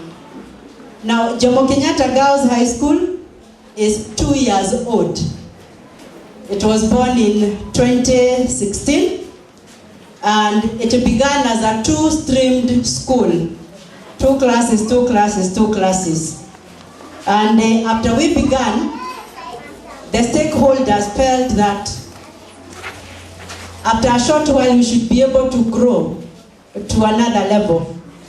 And in our mind, we thought we would go to 3rd stream first before we can go to any other level. So we only got surprised this year with the coming of the Form 1 parents when instead of receiving one class, we received 2 classes at a go. So we had told our girls in Form 4, Form 3, and Form 2 that we were going to deliver our 3rd stream. But when we went to the delivery stool, we did not just deliver one baby. We delivered twins. Praise the Lord. So the name of one twin was one red, the name of the other twin girl was one yellow. And we praise the Lord for this growth. So I think contrary to our expectations or imaginations, the Lord is blessing this institution with his own speed. And I think we have even agreed as a board and all the stakeholders, we shall no longer talk about 3rd stream. I think we are now moving to 4 streams and if possible to 5 and 6 streams. So we thank God for such tremendous growth in a period of 2 years. The school is in the category of extra county schools. Extra county schools are the ones that are next to the national schools. I think it's important for all parents to know the kind of a school you are in. It is an extra county school. So even when it comes to charging of fees, we are going to charge fees for extra county schools. It's important you know that. And we follow and adhere to the regulations and the guidelines given by the Ministry of Education. Our students have a culture of hard work and discipline. In fact, the school motto of this institution is discipline, then hard work. I hope you've got it. It is not hard work, then discipline. It is discipline, then hard work. Because when you lose character, you have lost everything. So I think as far as this institution is concerned, we really emphasize so much on character. And when you look at our core values, you will be able to understand that one better. So it is discipline, then hard work. And we believe we'll be able to excel after doing that. So currently, we have 23 members of teaching staff. I think I've said that. We have members of the support staff. There are quite many. There are 30 of them. So the non-teaching staff members are able to do a number of things so that the girls also have ample time to concentrate on their studies. But we also allow them at least to clean up the places of where they are occupying, like the classrooms and all that. But most of the other work is done by the members of the non-teaching staff. The school is manned by a very committed board. Our board has 17 members, and today in the hall we have some of the members of the board, including the chairman and the vice chairman. You will get to see them as we move on. I think parents would want to encourage all of us. The main reason as to why we joined this school was academic performance and excellence. We have always told our girls and our daughters, if it was good food they were looking for, they would not even come to any institution. If it was a very good and comfortable bed they were looking for, they would have remained at home. But they came here because there is something they were lacking and it could not be provided at home, and that was academics. And we wish to say we are happy today when you see you come here in such large numbers. It only tells us the much emphasis and great value and importance you have laid and given to education. So thank you very much. We have given you the broadsheet that shows how your data performed in the very first exam in high school. The performance may not maybe be very good, but we want to encourage the parents. This was just the first exam. and we may not be able to judge our daughters by this result. Some of your daughters came here very late when we were just about to begin the exam, so they had not even learned much. Again, when you look at what they were used to in primary school, the multiple choice questions and answers of A, B, C, D, the scenario is very different in high school. So I think what I'm trying to encourage our parents, let us not reprimand our daughters based on the performance that you are seeing today. I think we give them time and we get to see what will happen in second term. Is that okay, wazazi? So tusiwapigie kelele sana, tuwagombanishe, tuanze kuambia mambo mazito. I think they were adjusting to a lot of changes in high school. But come second term, you will have every right at least to follow it up. So when the students come home for holidays, we are going to give them holiday assignments in all subjects. We are kindly asking our parents to follow our daughters very keenly at home. When they open school in May, we are going to subject them to an exam. And the performance of that exam will be determined by how seriously they took the assignment we gave them when they were going for holidays. Assignments in all subjects. So please help us. I think what we have discovered with the parents of the other forms is that anytime watoto wanatoka nyumbani, when they come and we subject them to an exam, they don't do as well. But anytime sisi tuko na watoto hapa, tuwapea mtihani, huwa wanapita that exam. So it appears teachers take better care of the students more than the parents. But we are asking you to change. We believe this parent will be different from all the others. So when they come follow them up, please, during the holidays, we are not trying to say that they should not watch TV, but you have to regulate everything. We are not trying to say that you don't buy them phones, but please, you must also watch. I think if you are not careful, this is a generation that requires a lot of follow-up and a lot of counsel, a lot of advice. Otherwise, if you don't do so, our girls may just be on phones forever and even watching TV. I want to believe we are together. So as far as textbooks are concerned, I think you've already been told, we have textbooks for our daughters. We have the ones that we have as a school and the ones that we have been given by the Ministry of Education, and we want to really appreciate that.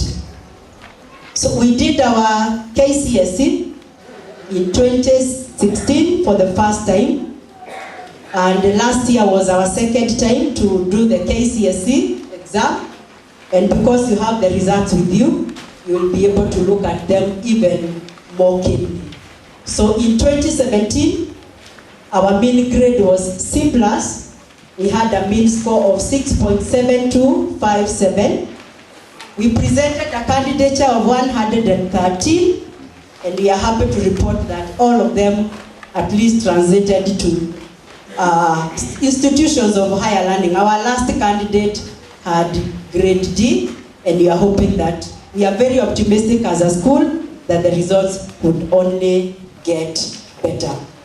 So in the sub-county category, Nakuru North, our school was ranked at position number 3. In the county category, out of over 500 schools, our school was among top 20 in the KCSE 2017 results. And we really appreciate that, and we believe things could only get better. So our current Form 4 class has a candidature of 116. And they have set their own target. And that's why we have put this flag here. So in this school, every Form 4 group gets its own flag.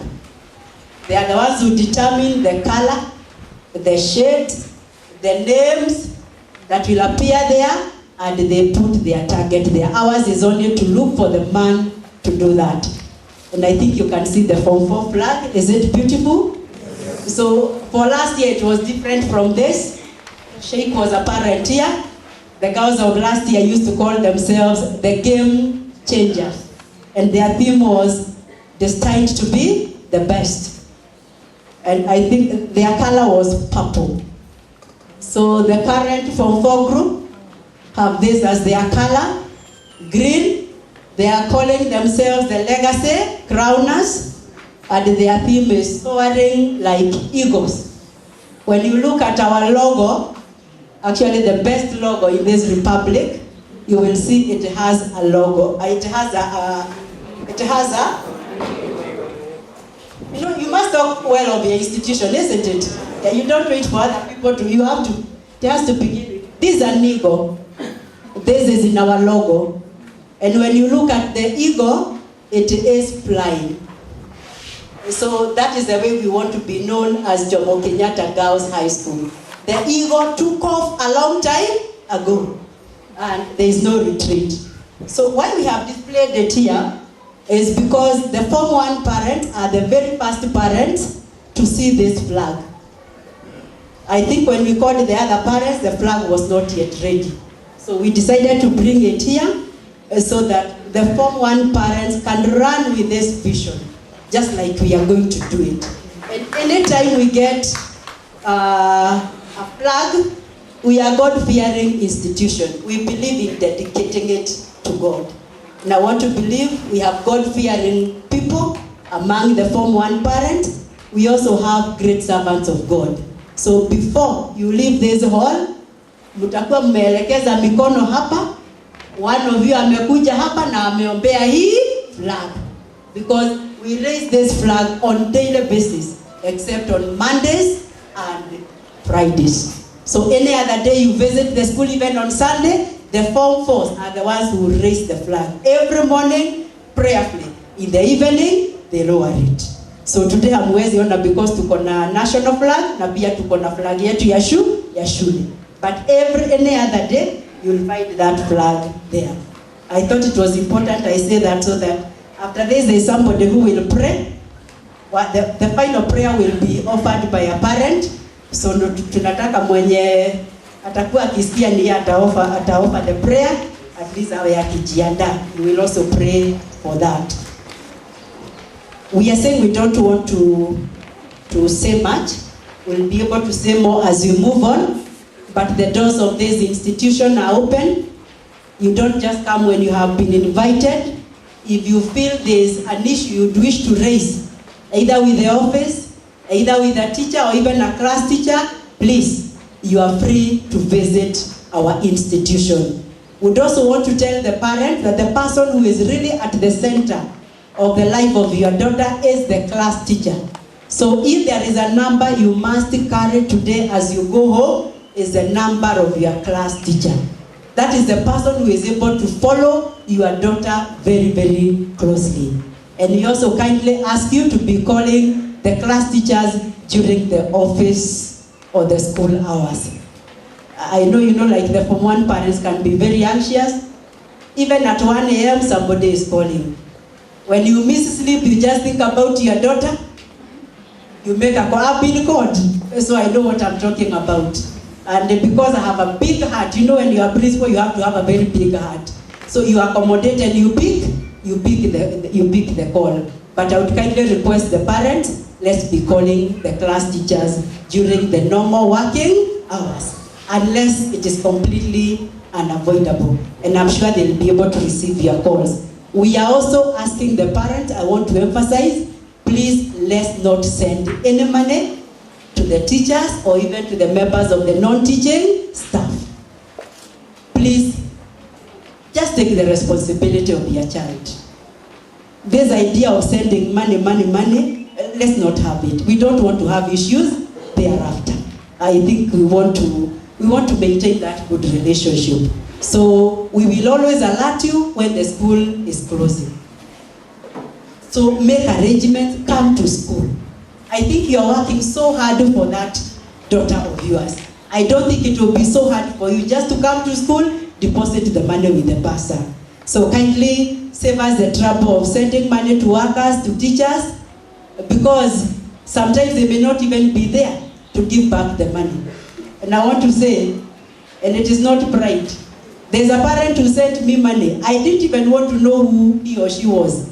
The next minute I did was to send it back. Because when will I visit an M-Pesa shop to get money for your daughter?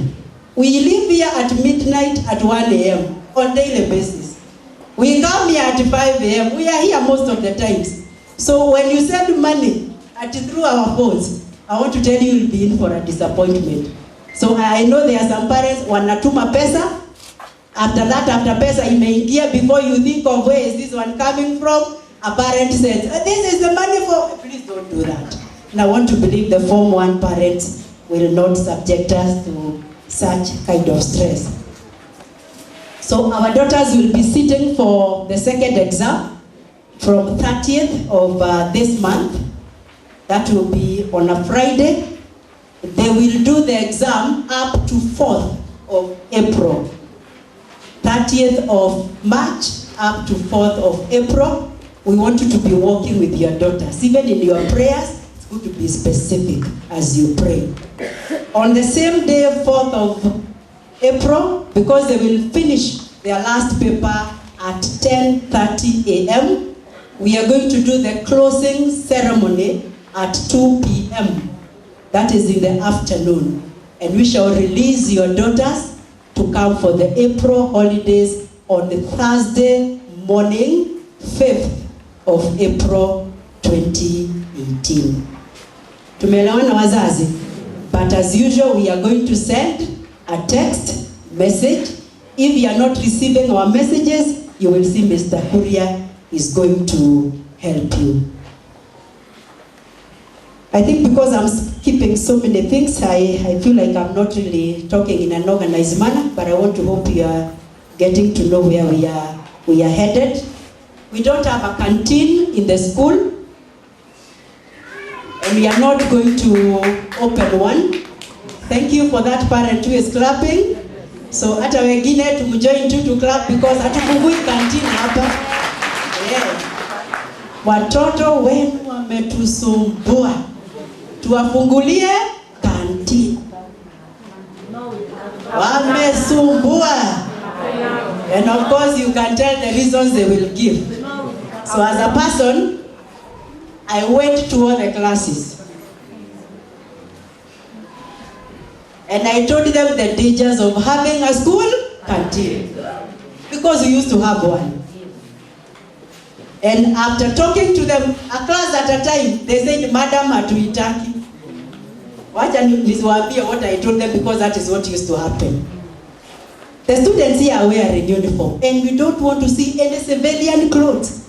Because if we encourage civilian attire here, I'm telling you, utashangaa. Hapa tuko mpaka na watoto wa honorable MPs.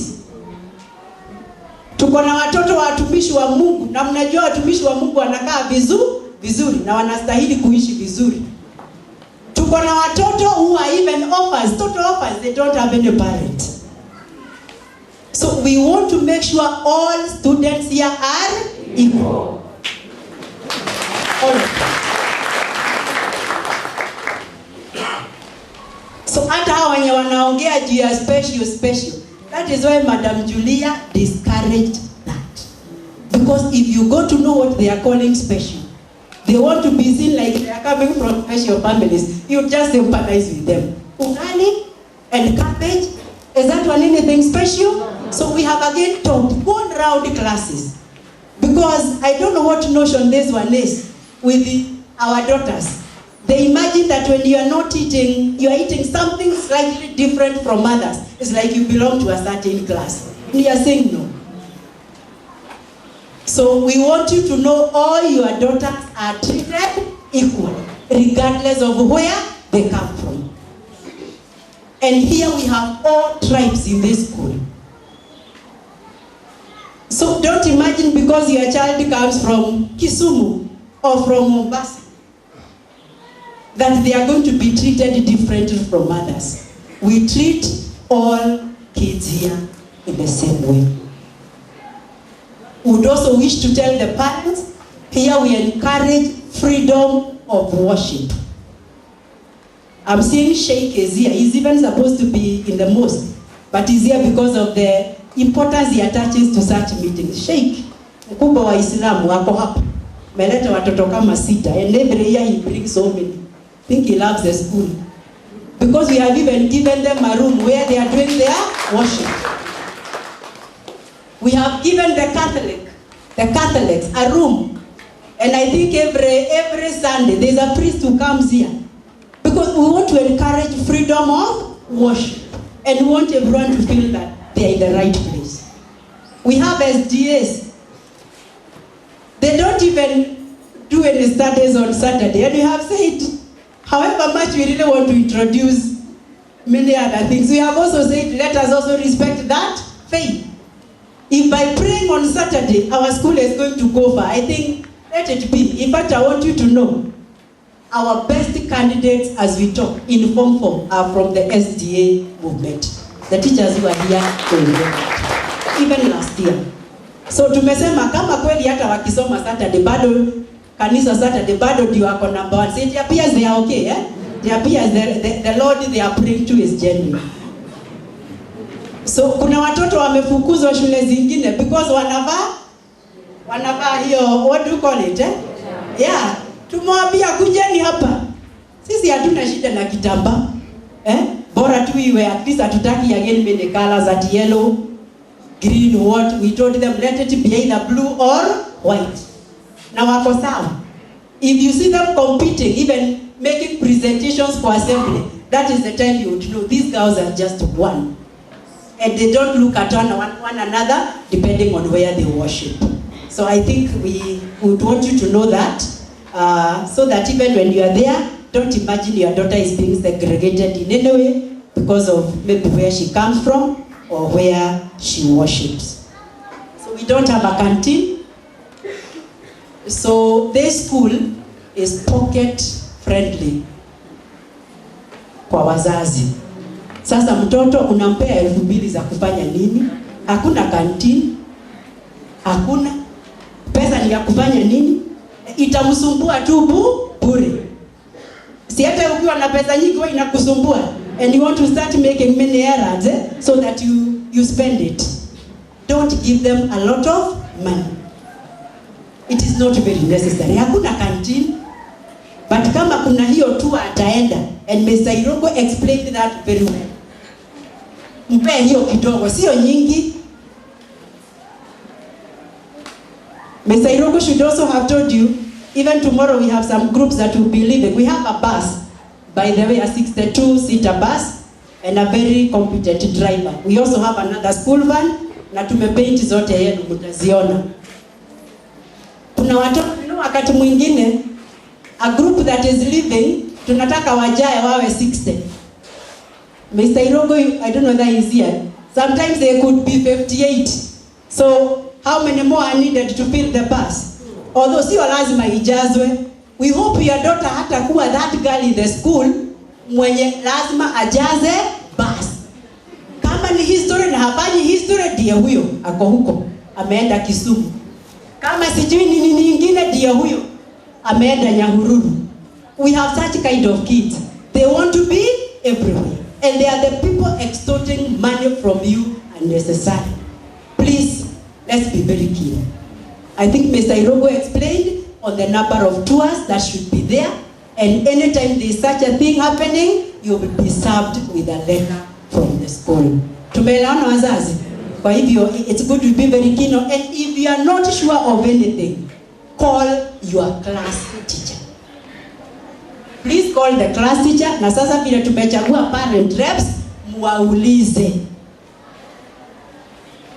Wakati mwingine watoto wakienda nje hata huko Nairobi, kuna wengine wanaenda wanaomba simu za watu wengine huko, au wengine wanaingia kwa cyber. They'll start calling you and telling you stories that you don't need to know. Discourage that. Mtoto akikupigia simu akuambia ako Nairobi, you should reprimand her first. Umetoa simu wapi? We have had such cases happening. In fact, we have even, not with the Form 1s, especially so with, as a graduate, you know. There is a Form 4 parent who will come here demanding to be given her daughter. She is very sick. She is on her deathbed. We are not aware ourselves. Why? Somebody went for a tour, borrowed a phone, called, and told a parent, your daughter is very, very sick at school. What will happen? Si mzazi tu atakimbia hapa. Akikuja anapata, the story is different. So if your daughter happens to give you a call, please get to know where that call is coming from. Nani amempea simu? So that we check on them this early. I think I want to stop there, but I want to congratulate you for electing your parent reps. So we have Mary Wangari from One Green. I hope she is here because you have to make a brief acceptance speech. Thank you. We have Stephen Shege Mwangi from One Blue. Thank you so much. We have Anne Masharia from One Red. Thank you, madam. And we have Julius Kibel, whatever, that one from One Yellow. Thank you very much. So what you do before I hand over the mic to our BOM chairman, who doesn't talk much. He doesn't talk much. I'm saying that because I know him and he should also not say much. He'll only welcome you to the institution. I think I want these dear parents to just greet you. Let's get to know the name of your child, the class yako, na waambie wazazi kama umekubali. Ni mwito, ni sacrifice. Hakuna malipo, by the way. Hakuna any allowances, ni kujitolea, ni kujitolea. And when I'm sure you are told one of the conditions of joining this group is sacrifice and being available. If we needed you like tomorrow, you should be able to come and represent the interest of the parents in the school. Thank you so much. Madam, introduce yourself, the name of your child, na useme kama umekubali au hujakubali. Mimi ni mzazi wa Rusi Wanjiku from One Green. Naishi hapa Nakuru. What you do, you get to know what you do. I'm a business lady. Hamjambo wazazi. Mimi naitwa Steven Chege. Nimejitolea. Nimefurahi sana sababu wazazi wamenikubali.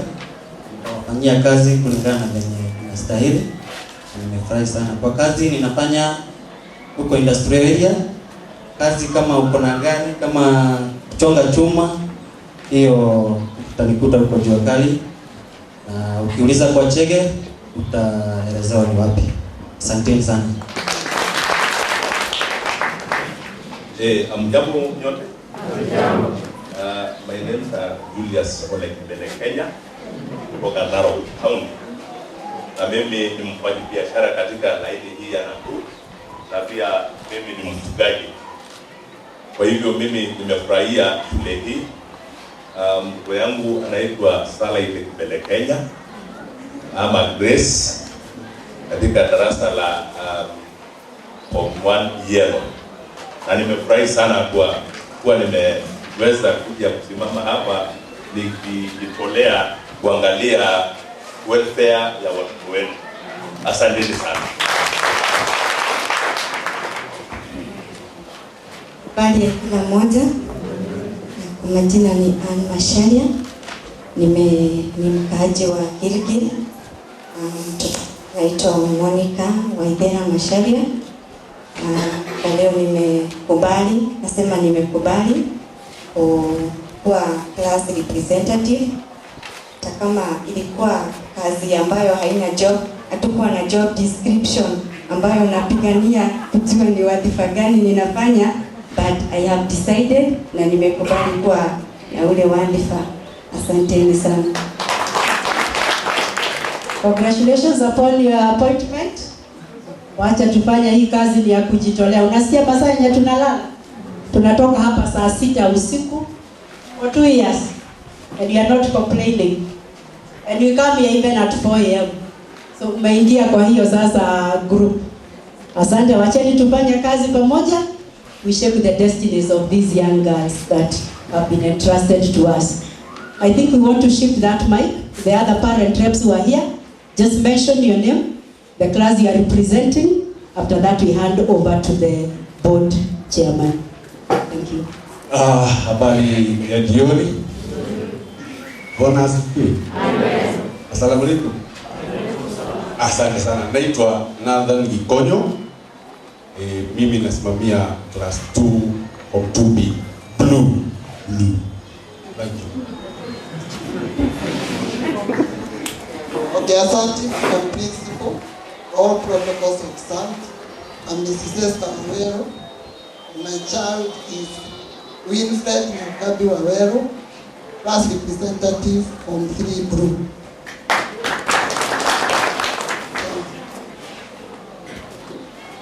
Hamjambo wazazi, the principal, the BOM chairman, and my PA colleagues wazazi.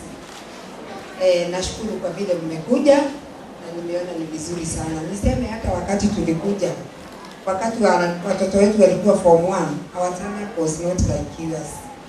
Kwa hivyo nashukuru sana na nimeona mmejitolea. Naitwa Mary Wangari Kenyatta, form 4 G1 representative. Msichana anaitwa Esther Wairimu Kenyatta. Asante.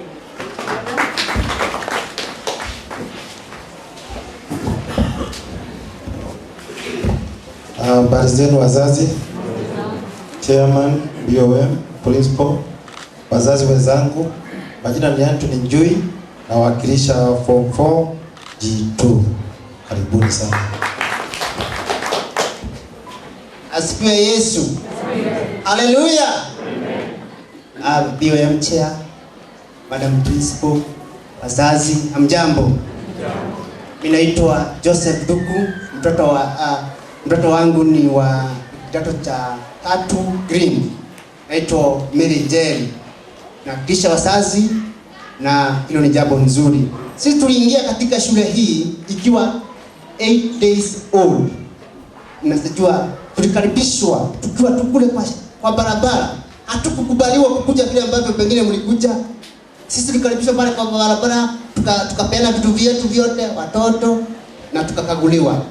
Tulipoachana na mtoto wetu, msichana ulipoachana yeye haumuoni tena, hata hujui kama ile domo ambayo ameenda. Lakini sasa nyinyi mko na advantage. Mlihudumiwa pengine ndani ya hii shule ndani. Na pia pengine mliona shule imejenga, ina utaratibu mkubwa. Kwa hivyo tunashukuru management ambayo imefanya kazi kubwa, hata kuwa vile tuko sasa ndani. Sikia sisi tulikuwa nje. Just you can imagine the scenario. Lakini I'm proud to be the parent of this school. Kwa hivyo najivunia kuwa katika mzazi wa shule hii. Na kuna jambo moja mheshimiwa wa ile hii alisema, pole mwalimu pengine nimechukua muda mkubwa. Alisema ya kwamba hautakuwa na muda kupata nafasi katika shule hii. Haitakuwa rahisi. It's very fortunate nyinyi mna bahati like you was not able to come. So these ones will come together in a very short period of 5 minutes.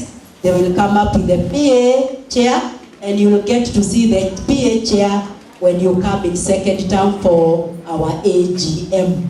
So we shall invite you for the annual general meeting next term and the prize giving come for 4 prayers day. All those will be on one day. So thank you very much for your patience. Ni nani finally atatufungia mkutano kwa maombi when that time comes?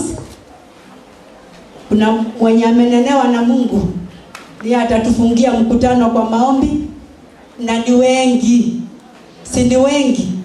Sasa I think ma'am, you'll be one of them, and then I'm seeing another one there. That is Bishop, Bishop Derito. I think one of you is going to pray for our candidates and also the flag. Na huyu mwingine ataelekezwa na Mungu vile atatuombea. Thank you. It's good to have God fearing parents. So our board chairman will say something. He doesn't talk much. Media naongeanga. Our BOM vice chair also doesn't talk much. So they will just greet you. After that, we shall give you this mic. If there is something you want to say or a question you want to ask, maybe shall give an opportunity to 2 or 3 parents. Na sio lazima iwe jambo baya, inaweza pia kuwa ni jambo nzuri. But hata kama ni hiyo jambo baya, sema tu tusikie, so that we correct ourselves. So that is what will happen after our POM chair has stopped. From there, we'll just move a vote of thanks and we close with a word of prayer. We have our refreshments and we allow you to talk with your daughters. Na mzunguke shule kidogo ni dom ndani tu tumewakataza. Dom ndani. Lakini kama ni huko nje umeruhusiwa kuzunguka. Sasa, thank you, God bless you. Mpigie makofi. Wazazi hamjambo. You have been told. I don't have much to say, but I like action. So tukue wazazi wa vitendo. Na tukikuwa wazazi wa vitendo, tutavuna matunda mengi. Maybe before I start, I will introduce, because I'm speaking on behalf of the board, I will introduce the members of the board who are here, starting with PA reps who sit in the board. I want to introduce Mr. Dhuku, he has talked. I want to introduce Mr. Jui.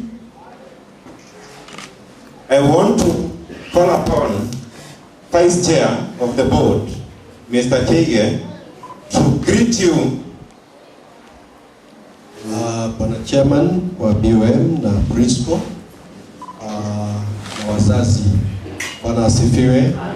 Habari yenu? Basi asante kwa sababu ya muda ambao nimepewa. Mimi kuwapongeza sana kwa sababu ya kuitikia huu wito na kuchukua nafasi hiyo yenu kama wazazi, tangu Mungu alipowapea wale watoto wenu na mkatuletea hapa katika shule hii. You entrusted those children with us, na kama vile Madam Principal amesema, those girls are in good hands. Mradi tunanyi kaweza kusimama na kudumu katika nafasi hiyo yenu kama wazazi. Bwana wabariki, tutatembea pamoja, najua kwamba mambo yote itakuwa sawa. Thank you so much. Thank you. I'll have a very brief address, and principal, school management, teachers, and parents association. I want to say, I'm very happy this afternoon to interact with the 2018 Form 1 parents. I'm very grateful that you chose our school. Kindly accept your parents of Jomo Kenyatta girls. Kindly appreciate that your parents here. I want to welcome you for entrusting us with your wonderful girls. I've gone through the broadsheet, and I would pray, parents, 93% got C+ and above. It is possible to retain that, or even to make it better by the time they are doing their KCSE. So, work as a team, be committed, partner with the board, partner with the teachers, partner with the government, and it is possible we can achieve such results. The board's focus is in 3 areas. 1, provision of facilities for your daughters. 2, academic excellence for your daughters. And 3, discipline. I want to highlight the very few things we have done on facilities. We have provided what you have seen. And our aim is to provide facilities for a national school. So partner with us in provision of those facilities for your daughters and for the daughters to come later. I want to say we have been able to put those available facilities, but still we have challenges. We do not have a dining hall or multi-purpose hall. We do not have staff houses. We do not have adequate classrooms. and dormitories. Last year in December, on 2nd December, we had a fundraising. I appreciate the parents of Form 2, 3, and 4. They partnered with us. They agreed to contribute 2,500 each voluntarily on their own for the construction of the dining and staff houses. I would urge you, in your own way, as you meet as parent reps and as you meet as parents, if you can participate in that noble activity, we will appreciate as a board. If you work with us through provision of facilities, we'll appreciate. So we are missing the multi-purpose hall, which has started, but we don't have money to complete. We have started one staff house for the principal. We require more for other teachers. Next year, your daughters are fostering. We will require 2 extra classrooms. So the board is thinking through on how it can mobilize resources to do so. Partner with us. Then we may need a dorm. Your girls were unable to get adequate dorm facilities, but the board will struggle to provide such. On academic performance, I would tell you, we have a team of school managers, we have a team of dedicated staff, teaching staff, and they are ready, they are willing, and they are capable of transforming your girls from primary schools pupils to university materials within 4 years. Partner with them, interact with them, and you will enjoy the results in 4 years. See, that is something you can agree on. The next thing on performance is, if you observe 2016 and 2017, we have been able to do well in KCSE. As you go along in your Form 1, Form 2, Form 3, Form 4, as parents, through your PAs, discuss and create a target for your class, such that you'll be able to base it on previous performances. If this year we had C+, next year aim to get B- or B+, or even A-. So work hard as PAs. You are independent as parents. You have your organ which you can work through. Then you are represented in board through your PTA chair and PTA reps. Then you also have your own meetings. You can reach out to the principal. I would also say that having observed the performance of your daughters, they are excellent girls. They only need to be supported by the parents. They only need to be supported by the teachers and the board. The board is committed to doing so. We call upon you to partner with us. Let's create a very, very good environment for them. Let's support the teachers. Let's not discourage the teachers. And in 4 years, you shall enjoy the results. On this thing, I would like to call upon all of you. If the school creates rules, let not the parents be the ones to complain. Let's support the school. The main purpose of creating those rules is to ensure your girls excel. I'm sure there are parents who complain when they are told their girls must be here by 4. It is intended for the good of the girls. Let's support the school, and we shall have a smooth 4-year term. Asanteni. Tupigie makofi tena. Thank you so much. He's a visionary man. He works at Laikipia University. I think it's good you know that. He's in the senior management of Laikipia University. That's where you'll be able to get him. So thank you so much, board members present and PA. It has been nice working with all of you. We want to have reactions from parents. There's going to be one here. I don't know whether there's another one. You've raised your hand, yeah? We have another, if you want. Good afternoon. My name is Rachel Njoki. I have a daughter in class Form 1 Yellow, and I have one issue about concerning theft. My daughter came complaining of some things being stolen by senior students of class of Form 4. So I wanted to know how you are handling such issues.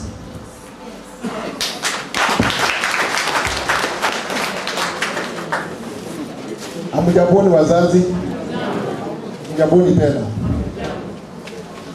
Kila mtu ashike karatasi yake hii aangalie. Ukiangalia tumekuja hapa juu ya performance ya watoto wetu. Ukiangalia kutoka number 1 mpaka number 20, unaona green imeperform vizuri sana na red.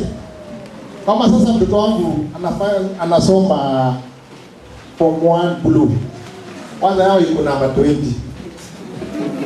Swali langu ni mwalimu mkuu namuuliza ajaribu kuangalia hilo jambo kwa vile iwezekani green kwanza ndio iko na.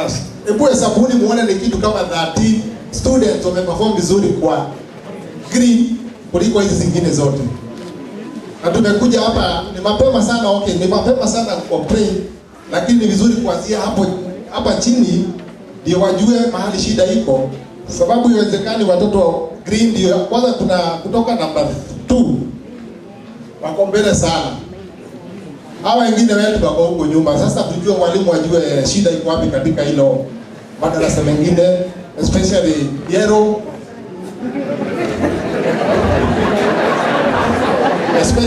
na hiyo ingine ni na blue. Asanteni. Pia mimi ni mzazi wa Form 4. Asanteni.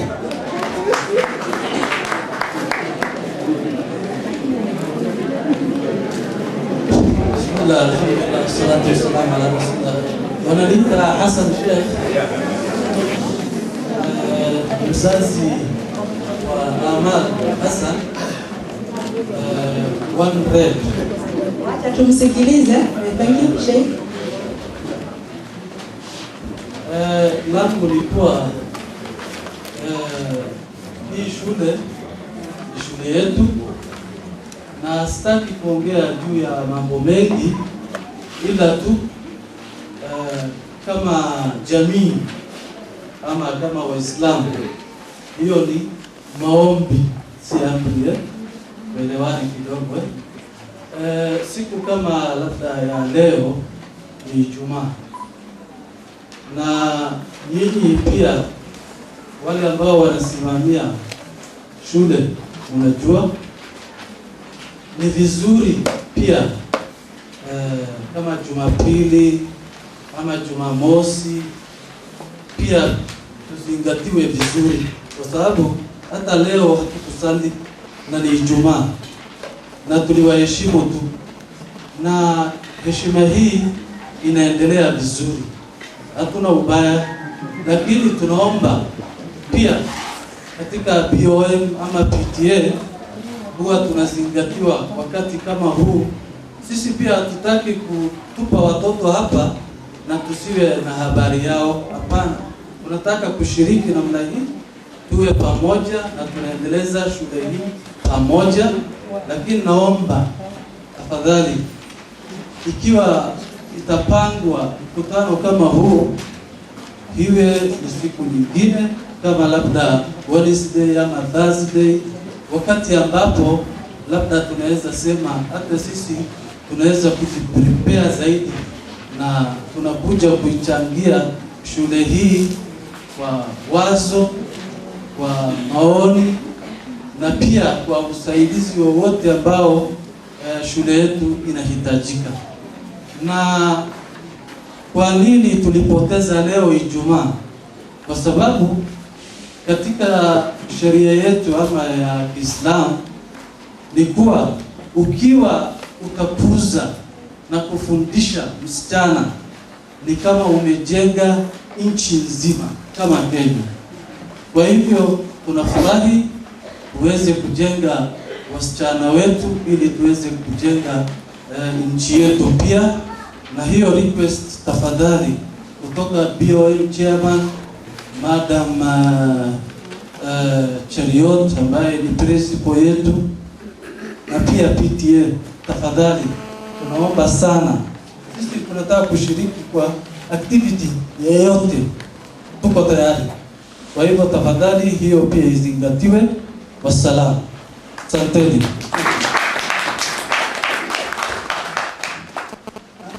Maybe we allow one more because of naona 5 hands.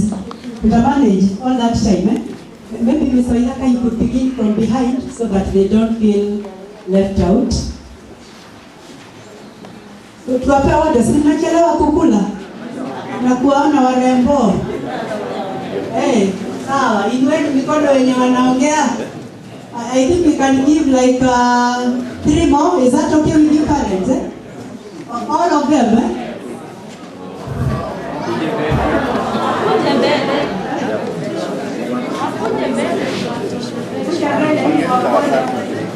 Asante sana. Jambo wazazi. Swali langu nilikuwa nataka kuuliza kwa principal. Nimesikia kwamba kulingana na mwalimu wa hesabu nimesema vitabu ambazo zilipeanwa na serikali ni almost 1.8 na watoto ni karibu 300. Swali langu ni aje, hata kama vitabu zilikuwa na dosari kwa rectify na vitabu zitakuwa vizuri, wale wengine watakuwa ni bora na serikali ikiwa pengine tumepitisha kiwango ya shule hii kwa pengine ilichukua watoto wengi kushinda kiwango ya serikali, ama wale wengine watashughulikiwa kama wako katika ile nini process ya serikali, maana serikali ya jimini inajua pengine katika surprise inasaidia watoto kwa njia zingine, sio kuna wengine watakuwa left. Blessings happiness from one yellow. And nimesikia most of us have raised some issues. Mine is not an issue. Rather, I'd like to appreciate the management of this school by the way they are handling spiritual matters. When my daughter came back for the midterm, I noticed that she's grown spiritually, and I don't know why you guys are not saying that watoto wetu hawaogi kwa maji baridi. Is it? Yeah, thank you so much.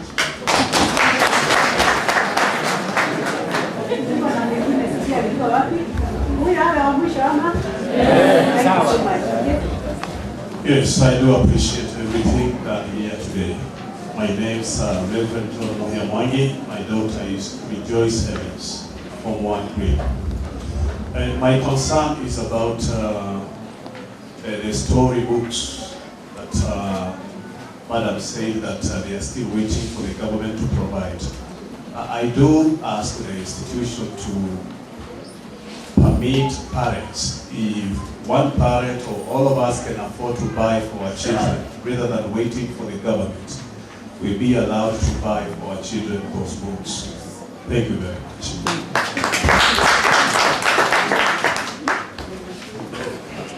Thank you so much, parents. We are very happy and we appreciate your reactions. So anytime you have a meeting, please, this is your meeting and you should feel free to express yourself. So I want to handle, let me begin from the last one of storybooks. Thank you. I think we are in agreement that the storybooks that are required by our daughters, we shall be able to buy them as parents. I would also wish to let the parents know that those are personal books. Even the books you bought the other day, the likes of the dictionary, the kamusi, the whatever, those are personal books. So you have a right to ask your daughter where the books are. So because these are personal books, we really want to appreciate that gesture. And also to request maybe the language teachers also to recommend to us the kind of books that we are supposed to buy. Is that one okay? So that we don't just go to the bookshop and pick any books. We know the languages department under the leadership of Mrs. Waroro will be able to give us direction but the books are personal. Your daughter will be free even to carry them home during the holidays if they so wish. Thank you so much. I want to respond to the issue of the government textbooks. We have 273 Form 1s, but we were given 188 textbooks. I would also wish to say that the scenario is not just in Jomo Kenyatta Girls High School. It happened in almost all the other schools. Because of what we call the 100% transition, most of the schools received more Form 1 students than they were prepared for. So the government, in giving these books, used the old lists and enrollment of the previous years. I want to imagine that's why we got less than what we required. So all the same, I would want to let the parents know we have already given the current figures of our enrollment to the government and to the Ministry of Education. In fact, I think we have served them like with the three letters already. One of them went, Mr. Chesang is even the one I used to give that. Was it on Thursday? Yeah. That was yesterday. That is when we gave the latest, because you keep giving so many. So we would wish to let the parents know we've already done that. But in the meantime, even if the students are 273 and we are given 188 books, I would also wish to tell the parents we were not given textbooks in all the 11 subjects. Your daughter is doing 11 subjects, but we are given in 6 subjects: mathematics, English, Kiswahili, biology, physics, and chemistry. So that means there are still other subjects that are yet to be provided for, and we may not really tell when the government will be able to do that. That is why in my remarks, I wanted the parents to relax. We have a bookstore, we have our own books, and we keep renewing. In fact, these teachers would tell you, there is no HOD who has ever made a requisition of textbooks. And I think they should be here to confirm that, and have failed to honor it. Mwalimu akisema tunataka kuongezea 20 books, in fact, that list doesn't even take 2 minutes in my office. Na ipitisha bio. Hata vitu vya labs. Nasikiaga shule zingine wako na issues, hawana apparatus, hawana nini. Wakiandika tu hivi, hiyo ndio napitisha kuliko anything else. So we have books in the school. So even if the textbooks for the government are for 188 students, there is no student who doesn't qualify to have a textbook, even if it is not here at Oxford, akona ingine ya KLB or written by another author from our school. Sijui kama nimejibu hilo swali mzazi, asanteni sana. But kama mtoto anataka pengine a revision book, what simtamnunulia na hiyo itakuwa yake personal. Niende kwa Muslims, thank you so much, Sheikh. And we also want to apologize for inconveniencing you and maybe any other Muslim who is here. So I would also wish to say that we don't hold all our meetings on Fridays. For those who have Form 2 girls here, they know that our Form 2 meeting was held on a Wednesday. Our Form 3 meeting, because we've met all the parents, it's only the Form 1 parents we had not met. Our Form 3 parents came here on a Thursday.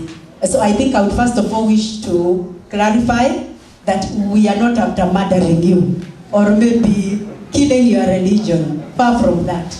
I think hata wako na karumu bahali wanaomba 5 times in a day. Wako mpaka na mkeka, sijui na lessons, sijui na nini. Na wakati wa kufunga tunawanunulia all what they require na tuwapei duties wakati wanafunga because tunajua hawana nguvu. Kwa hivyo we support your group, so we would not want you to feel like you have been left out. However, it may not be possible to hold all meetings on Monday, all meetings on Tuesday, all meetings on a Wednesday at a specific day of the week. So tunaelewana wazazi. Kwa hivyo once in a while, when we fix it on Friday, we want you to understand. Because it is not every time we fix it then. I think nimejibu hiyo. So mna sacrifice on that day au mnatuma wamama waende mosque, sijui kama wameruhusiwa, alafu unasema eti because of msichana. I think Reverend Ayako alisema msichana akiona baba, I think amepona kabisa. So once in a while itakuwa on Friday, but again not all our meetings. Tuko pamoja wazazi? Thank you.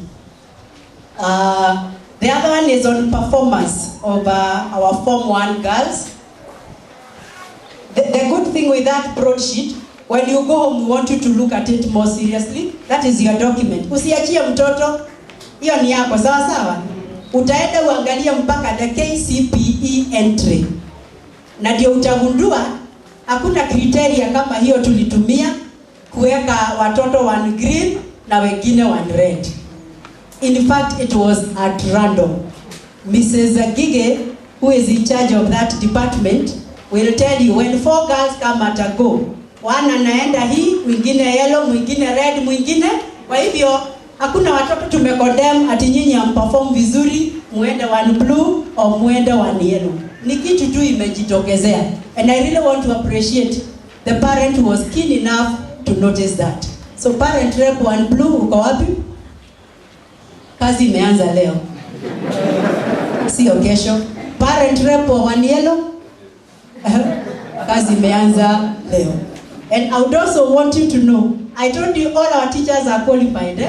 So hakuna mwalimu ati tumechagua huyu ndiye hajui kuongea, ndiye amerushwa one yellow na mwingine amerushwa one blue. By the way, I want you to look at the performance of mathematics in one blue, because that is my class. And in fact, as a principal, I always say I should be given the class no other person wants to teach. So I think it's a good eye opener. Walimu pia wameona hiyo.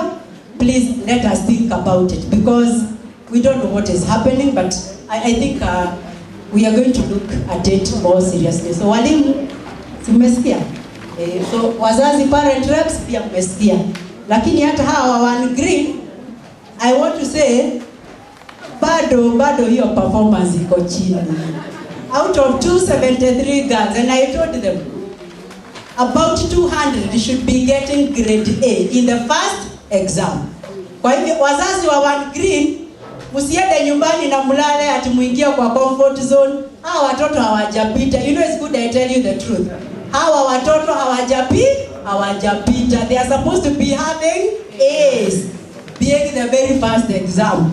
Kwa hivyo msije mtoto wangu ako kwa darasa safi, kwa nini hakupata A? Kwa hivyo let us all work hard. Parent rep of one green bado uko na kazi, na hata huyo mwingine wa one red, but we take it very positively and we are going to see what to do. Class teacher of one blue, Madam Beverly, umesikia na wazazi waliambiwa umekaribia watoto sana. Kwa hivyo acha tuone hiyo. Sasa imagine Mrs. Gige is a class teacher of one yellow. Does she look like a performer or a teacher who doesn't perform? Mrs. Gige is a performer. She has taught even in big schools in this nation. She's one of our senior HOD. She's a class teacher. So tungependa tu encourage wazazi, hatukuchagua walimu wabaya tukawapeleka huko. Tutawafunza na finally they will be at par. But I think I really appreciate that that kind of observation. Finally on my list is the issue of theft. Ni wazazi wangapi watoto wao walireport waliwekewa vizuri vitu vyao? Acha nitumie hiyo. Asante. Wekeni mikono chini. Ninataka kwanza kuomba msamaha kwa wazazi wote wa form 1. Dhambi zote za hii shule ni principal anabeba. Unisamehe kwanza. Mmenisamehea? Asante. We really regret this. I think I cried, I don't know for how many days. And I asked the girls, the way Muslims wanaomba mara 5. Catholics ukikuja hapa usiku sijui wako kona gani. People here are really praying. STSG wanaenda hapo karibu na hiyo lab. Sijui wamejificha kwa corridor gani wakiomba. Hata niliwauliza, when I look at all of you, ile pia mnaonekana kama mko naye ya Mungu. I would not even want to imagine somebody took somebody else's item. So I want to say first of all, I am very, very sorry, and I apologize to all the parents for such advice. I would also want the Form 1 parents to know this. Since we came here in this school, we are now 2 years old. We have never had any reason to conduct what we call an impromptu inspection, because there was really no serious need to do that. But I want to tell you, if your daughters would tell you the truth, because when some of them complained, wamepoteza hii, we conducted an impromptu inspection. No teacher is living here in the compound, but your girls will tell you the inspection went up to past 7 p.m. at night. And as we did that, in fact, we created a lot of enmity with the rest of the school, because they said we were overprotecting the Form 1s, but we did it. And Madam Julia is here. She can tell you we managed to collect a lot of illegal items. Unfortunately, Madam Julia, let me say it, unfortunately, the students who had illegal clothing were Form 1s. True or false, madam? I don't know how many sacks of illegal clothes were collected from the Form 1. So when uniform is not labeled, and we encourage parents to do it using embroidery. It was even in our admission letter. So I think some of the Form 1 parents, it may not be for everyone. I think the day they were reporting is the day they bought uniform at Nakuru. So they had no time to label the uniform. When you are dealing with a population of almost 700 students, I think it may be very hard to tell this shirt belongs to this one belongs to this one belongs to this, unless there is a label, some label that has been put. I don't know whether you agree with us parents. So we want you to help us. Let the uniform be labeled, and we encourage you are labeled in one name and two letters, na iwekwe at particular places that will be visible, so that even as we conduct that inspection, because we collected, Madam Julia will tell you, about 10 sacks of even clothes that had not been labeled. So Madam Julia did a lot of work, because she called the Form 1 girls, and I think a number of them got their items, even those that had not been labeled, because sasa utamsaidia namna gani? So imekuwa ngumu, but we are trying our level best, but mmetusamehea. But even, anytime you have more than 3 people somewhere, I think we are all not like-minded. I was telling one of the classes, where I've been given a house, the other day, I left my kifagio, hii tu ya kijiti, nikaona iko na uchafu, nikaiacha nje. I'm telling you, kuingia saa 7 yenye naingiaka kwa nyumba, kifagio imechukuli. I even told, sasa nani amechukua? That thing is even that above. Na mtu ameingia nyumba ya principal, ameipata akasema aniwekee vizuri. So what do I want to say? Even where we are coming from, I am sure we always lock our houses. Some of us have even locked our bedrooms. I'm sure as you sit here, you have the key to your bedroom. Why are you doing that? And maybe you only left one person in the house, maybe in the name of a house help. It is because I think nowadays we are suspicious, we are not trusting anyone. So what am I trying to say? We have told the girls, much as we are going to do inspection, assist you retrieve your items, you also have a responsibility of taking care of your items. Tuko pamoja? Sitaki kusema mambo mengine mtashangaa. Mtoto ataosha blouse, ayache kwa hanging line even for a whole week. Surely, si atapata mwingine atamwekea vizuri. So, some of them, sio wote, some of them are also not very careful. But me, I'm not saying I should not be blamed for theft. Lakini si tusaidiane all of us. We are going to try our level best, but tell your daughters also to be careful. I told my Form 1 class, let me note here, your geometrical set has gone to another class. Your mathematical table, because I'm a mathematics teacher, is in another class. Yesterday, ni vile tu tunajizuilia tusipinch na tusipige, lakini si kumuongelesha vizuri. a girl ananiambia, and I'm in for the lesson. Please teacher, I wanted them to use a protractor to measure angles. Wacha niende form 3 blue, that is where my mathematical table is. Hata ukisikia namna gani. Tumewaonya. They don't even know these girls in the upper classes. Na wanawapea blouses zao, wengine ni kuwapea, msidanganywe, wengine ni kuwapea, maybe they want favors, or I don't know. So let's talk to them, let's make them responsible, but on our part, the teachers and boarding mistress and all the others, we are also trying to do our level best. I hope I've answered your question. Mzazi uko wapi? Utanipenda na utatupenda na usi-withdraw mtoto kutoka hii shule because alibiwa nini? Sasa socks. Labeled. Kama socks sasa shule.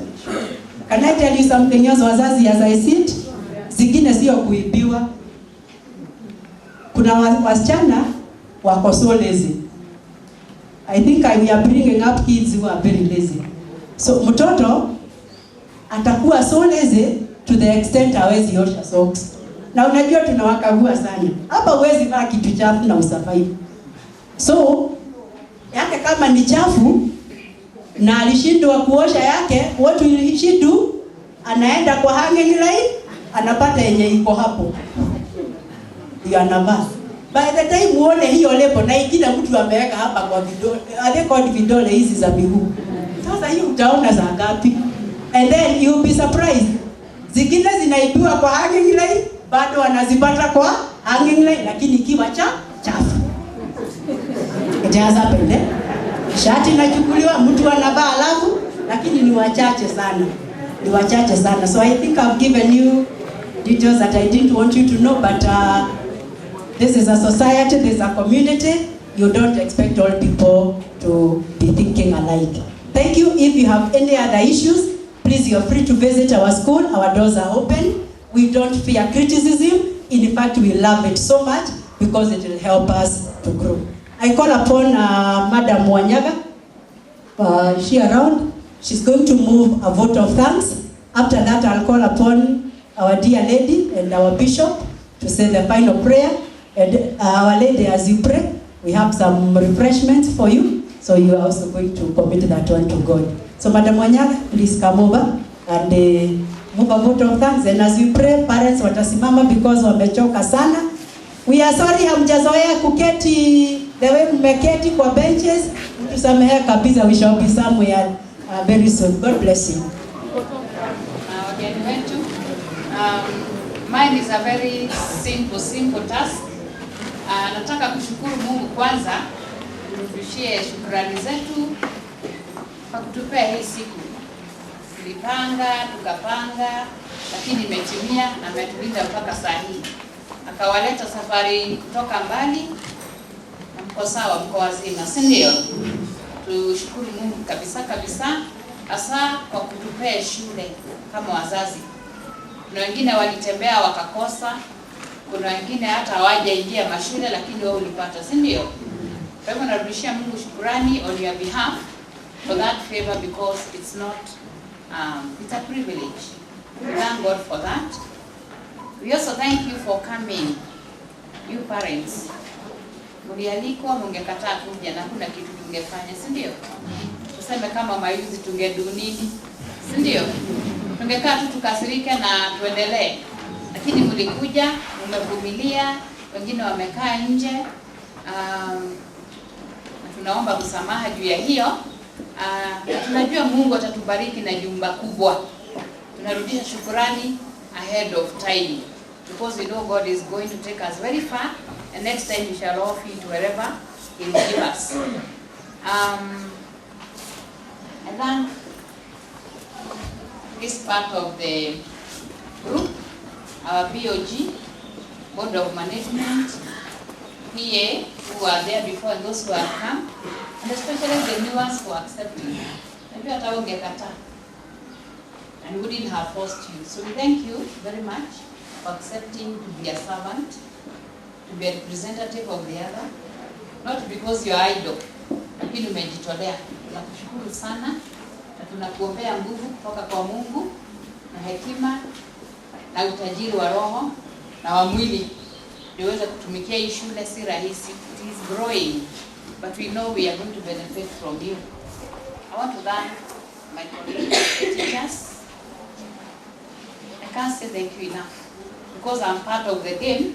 I know what you go through. So I thank you for the many times that you sacrifice, the many times you carry work home, even over half term. Many times we sometimes ignore our families and we beg them to forgive us because sometimes we ignore them so that we can serve your children. And on that note, we also thank our families for bearing with us, Madam Cheriot. And we thank God that they understand us. So thank you very much, colleagues. Jina la Yesu Kristo. Amen. Shule hii italindwa, watoto watalindwa, waondokapo warudipo, wazazi watalindwa, hakuna mashambulizi ya kuzimu, ni kwa sababu Mungu wetu ni mwaminifu. Tuinue mikono yetu juu tuombe. Baba wetu na Mungu wetu, katika jina la Yesu Kristo, tunapenda kukuinua ni kwa sababu wewe ndiye Mungu. Ahadi zako Bwana ni za milele na milele. Wewe unatazama neno lako ili Bwana ulitimize. Na leo Bwana, shule hii Bwana, pamoja na wazazi tumekubaliana ya kwamba shule hii itainuka katika jina la Yesu Kristo, mwana wa Mungu aliye hai. Bwana, siku ya leo wameinua bana, tunakubaliana nao, tunakubaliana na mbingu ya kwamba bana hii wakati wote itakapoinuliwa, hakuna bana ingine itakapoinuka katika jina la Yesu Kristo, mwana wa Mungu. Shule hii itainuka, shule hii itafaulu katika jina la Yesu Kristo, mwana wa Mungu aliye hai. Madhabahu yale yameinuka kinyume ya shule hii haitafaulu, kwa sababu wewe ndiye Jehova na hakuna Mungu mwingine kama wewe. Tunakiri leo ya kwamba shule hii Bwana itatambulika kwa sababu ya msingi ule Mungu wetu wa rehema umewekwa. Ninakushukuru kwa sababu kuanzia leo na kuendelea tunaamini, tukiwa na walimu, tukiwa na wazazi, tunakubaliana na mbingu ya kwamba hakutakuwa na anguko, hakutakuwa na mashambulizi, hakutakuwa na kulemewa katika jina la Yesu Kristo, mwana wa Mungu. Pepo za ujinga wa kila aina haitafaulu katika jina la Yesu. Pepo za magonjwa haitafaulu. Pepo za kushoma mashule haitafaulu. Pepo za vitina haitafaulu katika jina la Yesu Kristo, mwana wa Mungu.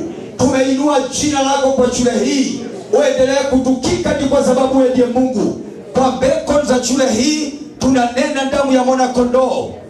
Maandiko yako inasema damu yako inanena mambo mazuri kuliko damu ya Habili. Kwa sema ya kwamba inene ushindi, inene kufanikiwa, ni kwa sababu wewe ndiye Mungu. Kutoka kwa ule mlango tumepaka damu ya mwana kondoo, katika korido tumemnyunyiza damu ya mwana kondoo. Kila maeneo twanena damu ilete ushindi, ni kwa sababu ya ukuu wako. Jina lako libarikiwe, jina lako litukuzwe. Tunainua mtumishi wako Catherine pamoja na wale wanafanya kazi pamoja na walimu, Bwana BOM na head of department, tunawafunika na baraka zako, tunawafunika na ukuu wako, tunawafunika na hekima yako katika jina la Yesu Kristo. Wanapoongoza kwa shule hii Bwana, utawalinda, utawapa hekima, utawafanikisha kwa kila jambo, ni kwa sababu wewe ndiye Mungu na hakuna Mungu mwingine kama wewe. Tunainua hata wale wameshaguliwa leo Jehova, tunaamini ya kwamba kupitia uwezo wako utawasaidia, kwa sababu hii si kazi, hii ni huduma. Na neno lako linasema ya kwamba in the place of assignment the Lord you bless, you command blessing, and therefore King of Kings, we are believing from today Mungu wetu watajitolea kwa ajili ya sifa na utukufu wako. Tunaombea watoto wetu tukiondoka darasa la kwanza, darasa la pili, darasa la tatu, darasa la 4, watoto hawa twanena baraka katika jina la Yesu Kristo. Hakuna magonjwa, hakuna mateso, hakuna mashambulizi, ni kwa sababu wewe ndiye Jehova. Uinuliwe na hata utukuzwe.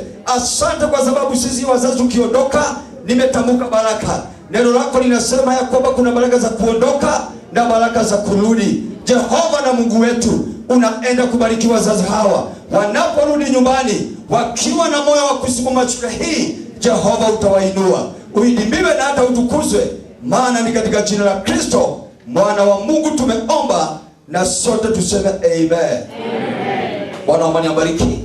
Mimi naitwa Bishop Derito, ni mzazi wa Joy Duta Form 1. God bless you. Tunaendelea na maombi. Baba Mwenyezi, tunakuinua hata na wakati huu Baba. Tunasema ni asante kwa sababu uliweza kuleta wazazi hawa katika kikao hiki. Tunaishukuru hata na administration ya shule hii Baba, kwa sababu waliweza kutualika ili Baba tukaweza kushirikiana. Tunauleta ushirikiano huu Baba mikononi mwako. Tuko na chakula Baba ambacho kiko mbele yetu, tukikabidhi mikononi mwako Baba, kikaweza kuwa cha manufaa katika miili yetu, na pia Baba ukaweza pia na hata kutupa chakula cha kiroho cha kuweza kutusaidia katika maisha yetu. Tubariki Baba, tutakapoondoka katika kikao hiki, tutawaacha walimu na watoto wetu katika kikao hiki Baba. Pia nao ukaweza kuwabariki tuanzapo safari zetu Baba, ukaandamana nasi, na hata tutakapofika makwetu Baba, tutalinua jina lako kwa sababu wewe ni Mungu. Tunasema ni asante kwa sababu wewe ni Mungu katika kila hali, na tunaomba hayo katika jina la Yesu Kristo aliye Mungu na muumba wetu tumeomba. Amen. Amen. May the grace of our Lord Jesus Christ and the love of God and the fellowship of the Holy Spirit be with us now and forevermore. Amen. Amen. It is well, my brother.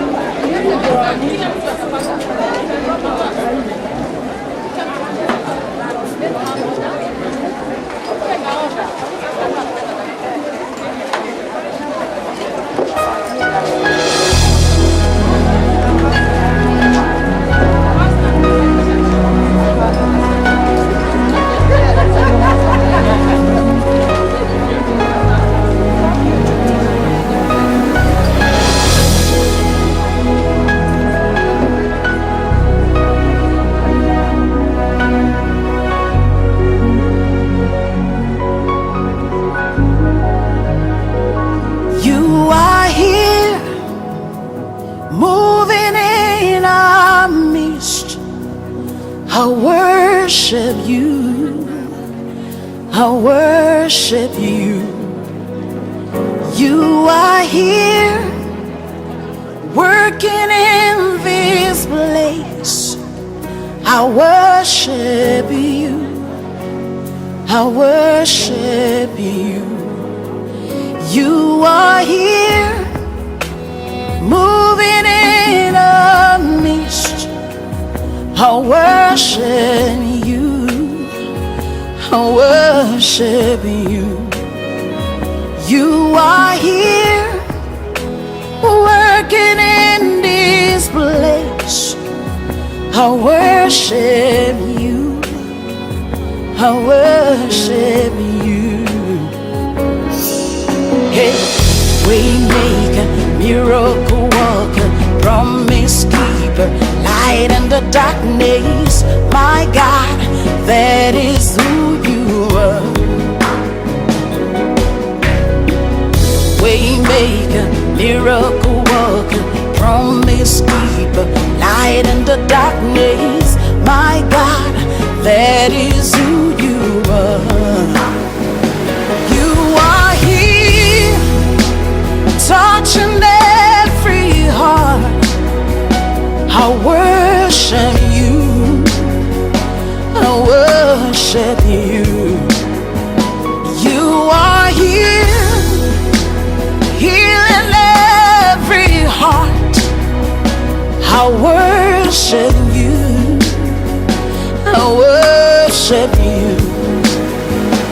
You are here, turning lives around. I worship you.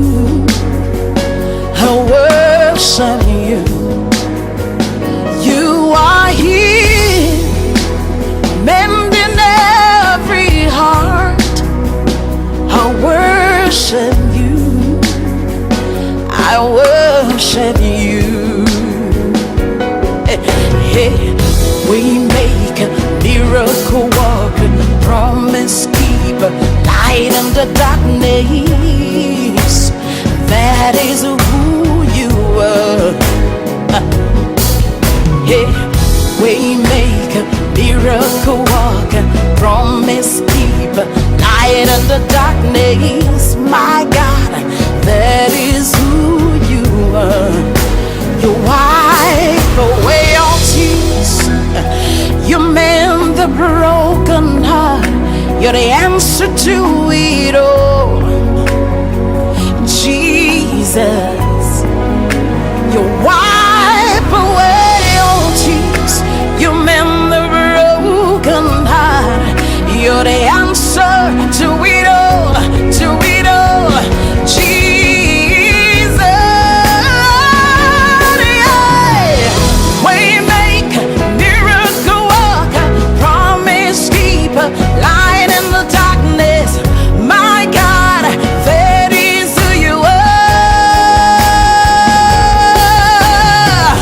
Waymaker, miracle worker, promise keeper, light in the darkness. My God, that is who you are. You are here, touching every life. I worship you. I worship you. You are here, meeting every need. I worship you. I worship you. Oh,